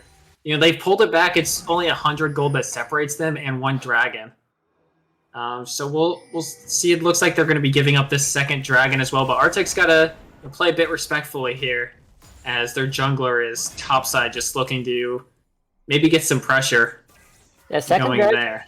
Up, but Kennen had used the teleport top lane. Gangplank ultis to catch a division, but Karthus isn't in great position to contest, so they may just give that up. Yeah, and I think this is fine. Just try to take some camps away from the Maokai in this top side from this Karthus. Start funneling some more gold onto him. We will note that it is the Dark Harvest, as we get a trade coming in from Sonic. Ignite? It actually does good damage, but the Ignite traded as well. But now Arctic's gotta have to get out of this. Actually, a good block by Neos onto the ult, and actually throws Maokai back in, but at the same time, Scooter gets taken down by Sonic, and he should just be able to get away from this, but not able to sidestep the Yone ult, and actually is going to go down, and Rake is able to secure that kill. In the meantime, it looks like Keeb was able to safely get away as that ult was barely blocked. I think the ult from Neos was a little late there to get him to safety, but now Arctic's got to be careful. Ixie's trying up, got the Braum passive on him, and he's actually going to get stunned up, forced to cleanse, and the he's dead. sponge is enough, and this is what you talked about, Arctic just playing like over-aggressive and giving Ixie these advantages. Why is he playing so far up? He doesn't have to. He's just getting hit by the Braum stun, Braum slow, and just giving free gold over to the Twitch, which the Twitch is going to be uncontested. It's just going to be so much money in the Twitch's pocket. Yeah, I mean, if we can look here, I mean, this Twitch is going to be so rich in comparison to this Caitlyn, and I mean, we just have seen that Caitlyn really hasn't been working out for either team that's picked it so far, and this Twitch is, like you said, going to be a huge problem. We'll see if Gangplank is able to answer it with some good barrel chains. But really, the whole map kind of struggling here outside of the top lane for the Cheezers. The map is kind of burning, and if we look at the gold lead, yeah, it's going to be pretty much like so much money onto the players you want. Sonic and Ixie really, really far ahead in gold. Obviously, Sonic already has the Bork completed. He just takes half of Handline's health just from auto-attacking him. Missing everything. Still auto-attacks him basically to death. Handline is doing a really good job of dodging his skill shots. If he knew those land, I'm pretty sure he's dead. So at least he has the footwork to be able to play the micro really well. Mm-hmm. And Rake is still scaling up. 108 CS, 2 kills. He's got a stopwatch, finished his Sheen item. He's really strong right now. So if they can convert him, maybe he gets like one more item, maybe they can convert. Right, Ixie actually going for the all-in here. The Braum ult does land, but it's able to be disengaged by Neos. So that's a flash force out of the Janna and a trade of 2 ults for 1. So well worth it for Pandas, as Sonic just barely can't stop the recall. Down there in top lane. I think it's important to note here that we kind of got interrupted previously, but it's a Dark Harvest Karthus, and he hasn't got anything done with his ults. So unlike First Strike, he's really not getting value from it. And it's really unfortunate for this Karthus to not be at least picking up assist when popping these early ultimates. Has such a long cooldown. But now Arctic's just playing super far forward. The Blade of the Ruin procs, and the poison should take down Neos. And just walking up to contest this wave, you know it's crashing into you. Why are you walking up to it? They don't have a vision ward in lane. That's how this Twitch has been able to just be in practically melee range of the Caitlyn, considering how much of a range advantage she has, but it's just not working out anymore. Alright, Handmine is looking for something, but he's diving in with 3 stacks already on the Braum passive, so he just gets immediately stunned, misses all of his Qs, and now they're actually going to turn it around and force the Cheezers back in. You know, I think maybe Pandas just had the right idea. They know Handmine can't play Yone 4 games in a row and get away with it. I'd like to point out this Caitlyn has had this vision ward, has not placed it down. I've been watching this for the last 15 minutes! It's just sitting in the inventory, not doing shit. Oh, man. I'm Definitely. so tilted by this, man. Oh, as Keep just goes straight in, forces both flashes, or both summoners off of Arctic. So once again, he's going to be a sitting duck here for some sort of engage. You take that every day, trading your Maokai flash for Caitlyn summoners. Oh, alright. Well, we got Dragon coming up in 25 seconds. Pandas already have the first 2. They look to be in position to easily take this third one as well, and what once was a couple hundred gold lead is now, you know, ballooning a bit. A little over 1,500. Now Arctic might be picked off again by Ixie, who just walks straight up into melee range. But Neos with a great play there. Barely able to disengage with that Glacial Augment and Tornado. So they will live, but Neo's already down to half HP before this Dragon even starts. And it looks like Jesus are trying to contest, risky. But it's very risky to do so. However, they're just leaving Maokai by himself, and maybe Yone can look for a flank, but they're now collapsing back, so he'll have to walk away. Man, they're just so low already.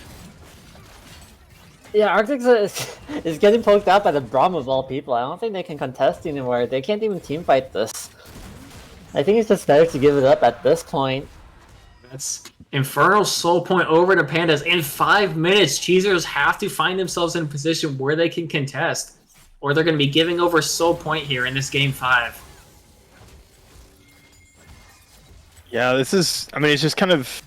Still, I think... Perilled. Yeah, Cheezers, I mean, they've been holding the gold close relative to what I guess it's kind of looks like, but I guess a lot of that is probably just Rake's lead on Yeah. Omen is probably just a massive amount of gold. Oh yeah, 5k to 6.8, so yeah, you've got about 2,000 gold sitting in Rake's pocket. Realistically, that's keeping them to kind of looking like they're still Oh in no, this game. Neos is walking up. He is able to land the Tornado, so he's going to live, but you can see Ixie's just being so aggressive with these invisibilities, looking for some picks. And so far it's been paying off for him. Yeah, they've been able to just kind of do whatever they want realistically after this. The Scooter has really been a non-factor so far in this game. It's fine. Yep, able to walk away. Yeah, now Handmine is in a bit of trouble. He's going to be in this 2v1 here, and this Maokai is actually dealing a decent amount of damage before her Omen flashes in to try and chase, but Handmine's able to get over the wall. And now Harvey flashes forward, but misses the Q and ult. Would just have to be careful of Ixie trying to open up here. Scooter just walks straight into him and doesn't get anything done out of it. And he just donates a kill over to Ixie, not getting anything from it. And now Ixie still has his ult, is hiding in stealth, waiting for an opportunity. Just has to watch the Gangplank barrels, and he should be fine. Looking for it, just snipes the barrel and walks away. Yes. Karthus doesn't have enough farm. A lot of his resources are being taken away by the by the Twitch. Pandas have been keeping this Karthus under control for the most part. This Karthus pick isn't as effective as we would have wanted it to be. Yeah, definitely not been keeping up on the super fast clearing. You can see, I mean, he only has a little bit of a lead over Maokai. You would expect this number to be a lot higher with one of these farm-centric junglers that can clear super fast versus the Maokai. And I mean, he's been looking for a lot of ganks, and when you're looking for all these ganks and only, you know, you're 2 camps behind, you definitely take those as the full tank Maokai. Yeah, it's really praying to see if they can get to the late game. Kaylin's barely on her second item. Probably is Oh going for no, as they objectives there walking again. back up again. And Handmine has to run away, but he gets blocked with the ult. Ignited. And he go down if Sonic has the Q, and he does flashed. with the flash. Yeah. And that's another solo kill over to Sonic, and that might just be their time to call for Baron here. Gangplank ult has been used. Handmine is dead on the Yone. So it's just the Karthus ult to really worry about here. And they are just going to start it up. Yeah, there's really not much resistance left for the Cheezers. Too much money is on Rake right now, and he's just not in these fights helping anybody out. It's just not... They're not able to translate any of his lead to anything here. Unlucky, he couldn't get the steal either. This is starting to look pretty doomed here for the Cheezers now that they don't have the Baron, they don't have the threat. They don't really have a way to deal with the Twitch either. No way to really get to him and actually threaten killing him other than the ult from Yone. And the big difference between this game and the first game is that, well, Handmine isn't actually that strong. So I don't really see him actually killing very much here. I do like the Kennen and Braum currently, because even if Yone does get a good ulti off, there's a whole bunch of CC coming in from the Kennen and Braum. You don't really see that from the Cheezers this time around. The normal CC is usually death, right? They kill the enemy and they're just out of the game. But in this game, they can't really afford that at the moment. They're trying to peel back all these fights, but there's just so many ways to get onto them. There's no dashes from Sasha. There's really far behind Yone. Gangplank still has to scale, even though he has such an advantage from his lane. Yeah, oh, man, they're really gonna have to find some down. type of miracle. Yeah, the Yone pick. Go ahead. I was gonna say the Yone pick finally not paying it off. Like what we said earlier, it's a bit of a struggle now. Really not getting much for it now. They just have to give up Infernal Soul here, deciding they can't contest for it. And Kennen is one of these champions that, even though he's super far behind, and maybe he doesn't have the damage to threaten you, you still have to respect him and cut out of his ult, which buys the Twitch even more space just to destroy your team. And now with Infernal Soul, Kennen actually is going to have the damage to threaten you, even though he's so far behind. However, this TP is a bit risky, as he might be handing over a kill, but at the same time, Scooter is caught, and he's just going to go down. As the Kennen actually kills the Yone, trading it back. As we said there with the Infernal Soul, he has the damage to threaten you. And he kills the Yone through Shield Bow. I don't know if Yone was maybe tanking the tower for that to happen, but I mean, this Baron push should just net them at least an inhibitor here in mid lane. Yeah, I mean, the resources are running thin for Cheezers. Can't get jungle. All the waves are in a really awkward spot, so it's just gonna go downhill until they actually find, a misplay from Pandas, a misposition, a misplay, or being able to at least mitigate getting picked off, because I don't think we've seen a single proper team fight. No, and even if they can get a team fight. We're doing it again on Kaylin. Why are we going BT second item? You cannot afford to be defensive when you are this far down in gold. You have to get damaged and, trust yourself to outplay the engage and to keep yourself alive. You can't go for this Bloodthirster. You're going to have no damage. How do you even kill the Maokai when you're going Bloodthirster here? As we're looking for an engage here. Is Handmine looking for it, but he doesn't find Ixie. Now Ixie's just ripping through their team and actually kills Handmine before he can even get back. The Gangplank ult is late and on the wrong targets, as now Rake is also being caught here. He's going to go down. The rest of the team goes down in top lane. The Karthus ult comes out. Maybe it kills Harvey, but not even that. But the Kaylin is able to turn around one kill and maybe force them back, but definitely has to be careful of a turn from this Twitch. I mean, things are just falling apart, and Ixie is looking for it, but not able to find it. The Braum shield is going to protect Harvey, as they have super minions in their base here, taking down their turrets, as we just have Aurelia pushing down here in bot lane, and it's looking all but done for the Cheezers here in this series in Game 5. Yeah, I don't think there's too much more to add realistically. Ixie is just proving that Twitch is the pick this series. There's really no answer for Cheezers. I still think once again the Cheezers, could have drafted a little bit of dive to deal with him, but opted to move the Karthus to jungle and rely on the solo lanes. So, I mean, they're just, they got to deal with the hand they are dealt so far. So, yep, we get the Bloodthirster finished for the Caitlyn. We kind of look. I mean, if there's any type of hard engage or a type of engage that they can find, maybe there's something they can find with the Yone still. I mean, the Aurelia has Death Dance now. It's 3 items Aurelia, 3 items Twitch, 2 items Maokai, 2 items Kennen, and the only person who's matching their opponent is Rake, who has his 3 items, but even now he's might be ahead of the Kennen, but he's not even keeping up with the Aurelia anymore like he was earlier in the game. Mm-hmm. And, I mean, you have this Yone trying to piece together 2 items, but as we have a bit of an engage here, but Rake actually misses the barrel chain onto Omen, so was not able to one-shot him there, but and you have this Yone trying to piece together an Infinity Edge, and Sonic and Ixie are already on 3 items. Yeah, Death Dance completed. For this Aurelia is going to be insanely difficult to kill, and I don't really think they have the damage to chew through it. Even with Gangplank on 3 items, the Death Dance is going to limit the amount of damage that he takes from the barrels, and obviously the true damage from Gangplank is still going to be nice, but if you're in auto range of an Aurelia, you're already dead. Right, looking to maybe get a collapse here onto Sonic in the 5v1. All it does land is he flashes straight into the Gangplank, so they are going to be able to secure this kill. Rake gets the 1k shutdown, and Pandas aren't in a position to really punish this. That mid inhibitor is already down, so they don't get anything out of this, and they just end up giving over 1,000 gold over to this Gangplank, which is huge. But now Ixie is looking to get something back. He pops yellow. He flashes forward straight into the Gangplank damage and goes down.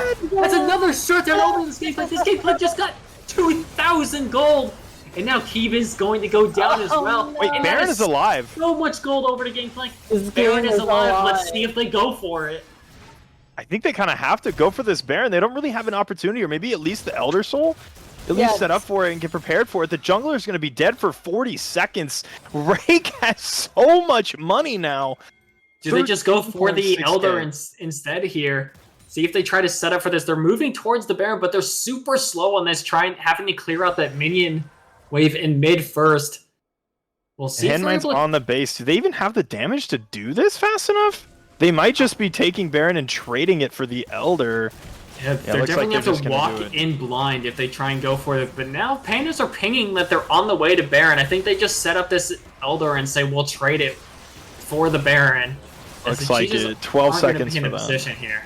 Yeah, they reroute themselves over to Elder.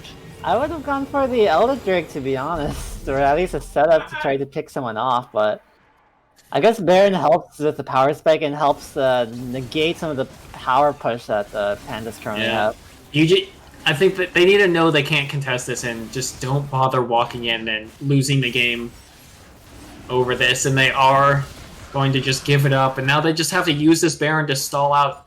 I don't like that Gangplank all dropping down for the Miracle Steal. It could be super helpful in this fight to kite out the engage from Cheezers, but now if the Twitch finds anyone, he's going to execute them, and he's looking right now.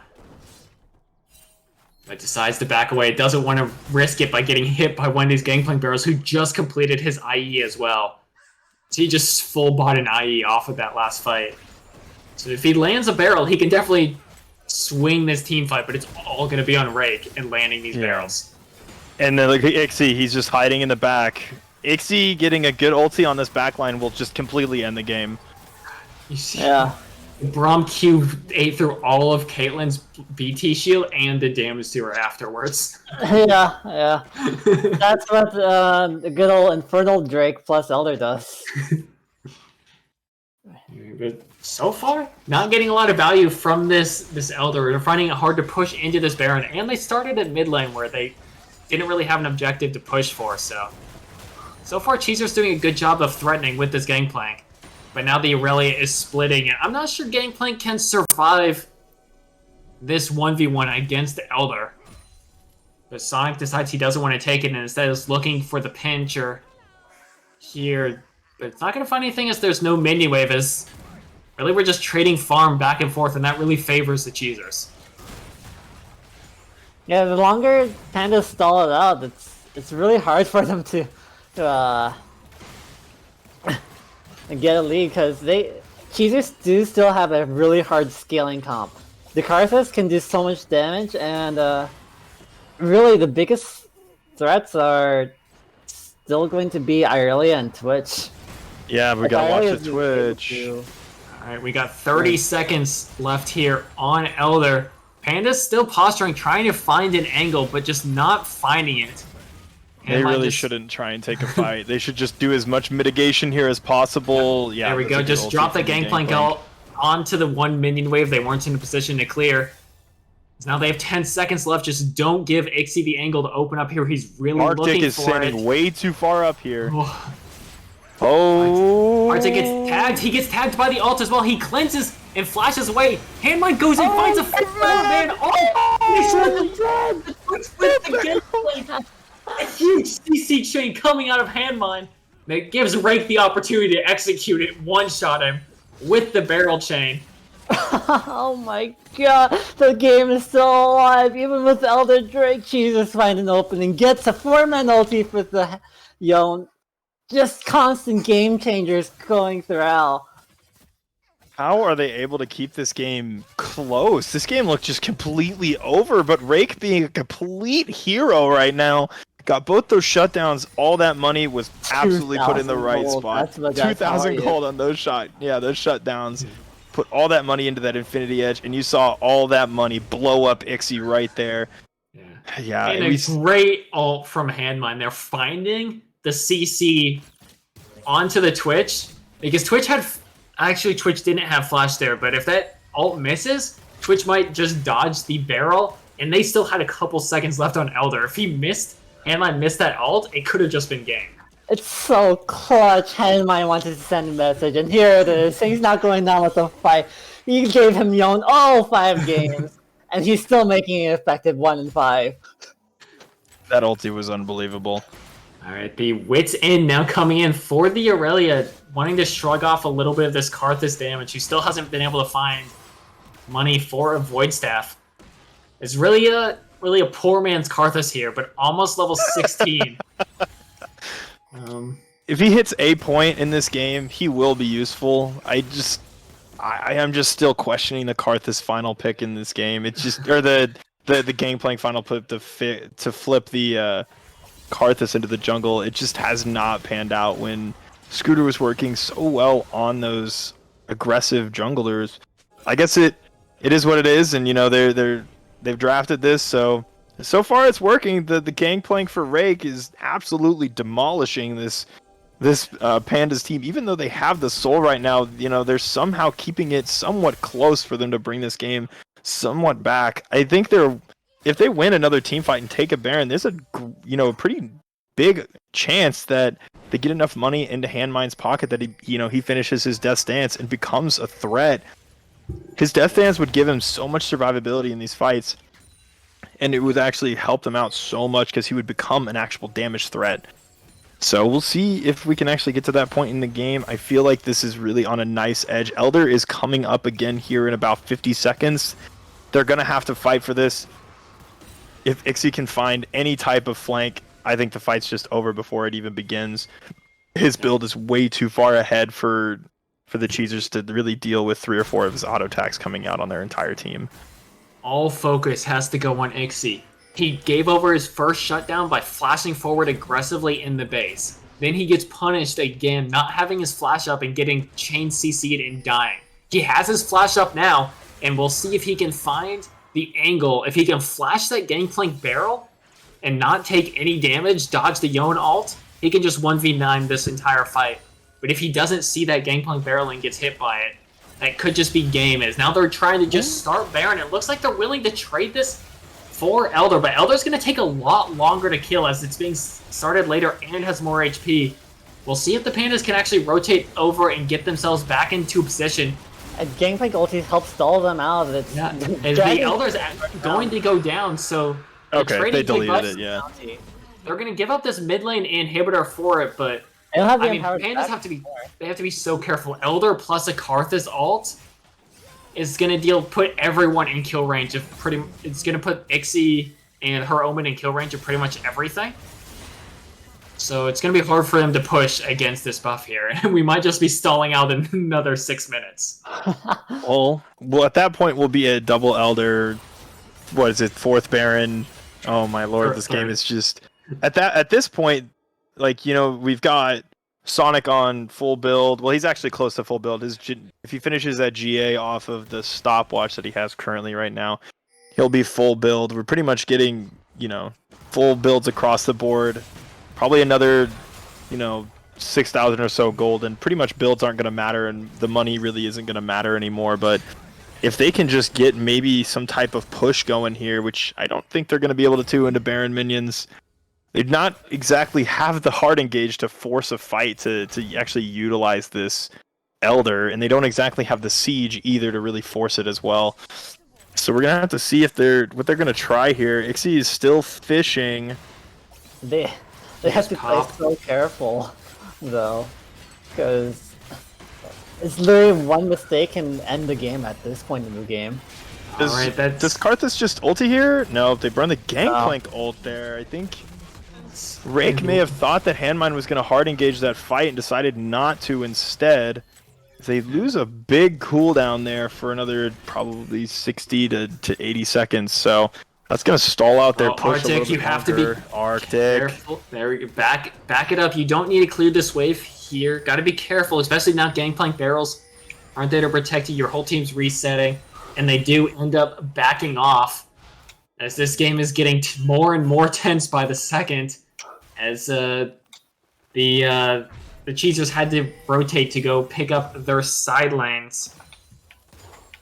And we will see how this game may come to an end, as we're 37 minutes into the game. I believe both buffs have now... Oh, no, they still have Baron buff for a little bit longer. Elder is for probably a couple more seconds here. And Elder just fell off there, so Baron should fall off shortly after. And we'll see if they try and force a fight, or if they just wait again for the next Elder or Baron to spawn at 3 minutes. Holy, I know both teams are trying not to throw the game with some type of fight, but man, it's just, this game is on such a knife's edge right now. Any type of mistake from either team could cost them the game, and they cost their season basically away. So this game is coming down to the wire. You see, the Cheezers really don't have any vision outside their base, so really just need to stay huddled up. I would like to see a pink ward dropped in the middle, but no, Ixie actually found the flank, and he's opening straight up! Takes out the Janna almost, but no, Scooter goes down in the end. Handmine not able to find the damage he wanted. The ulti comes out, but it doesn't take out Ixie. Multiple kills down. He's still alive. Ixie's Can Rake find it? He's still full HP. He has his flash. Ixie is solo. If he gets hit by anything, he's going to die. And Rake goes back in. The Aurelia tries to find the angle. Aurelia got he takes out the Yone. Yes! Sonic goes down as well. And Sonic finds the angle and wins this game for his team. They just have to wait for the minions to push up, and that's going to be a victory and a series win, 3-2, going over to Pandas. Wow, what an absolute crazy last fight. I think all they needed to really do was just wait off, but Rake going in, trying to be the hero, gets jumped back in on by this Aurelia as a squishy Gangplank. It just gets 100 to 0'd. Yeah, that was a little unfortunate. I feel like they could have just waited. I don't know how he found the stun. Rake and Handmine both had flash up, but Sonic was able to find that big stun that just deleted Gangplank inside of it.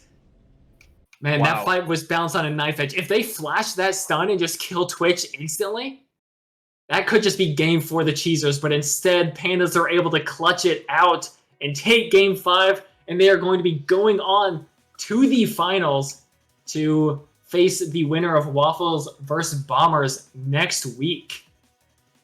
Which, as a spoiler to the stream, The Bombers fell to the Waffles 3-1, so we will have Pandas versus Waffles for the finals for the first season of Emerald League. It's going to be a banger of a series as well. So you can see you guys next week for that, unless you guys have any other type of closing thoughts. What a crazy series still. I would just like to say, I was right. 3-2. Yeah, okay, sir. I never doubted it. Had no doubts that entire game. They were closing it out. Easy dub. All right, well, any other closing thoughts from Kamuchi? That was such a nice edge. That was one mistake is all it takes, man. But well played by the Pandas. They adapted their strategy and they went with what works. They really found what worked.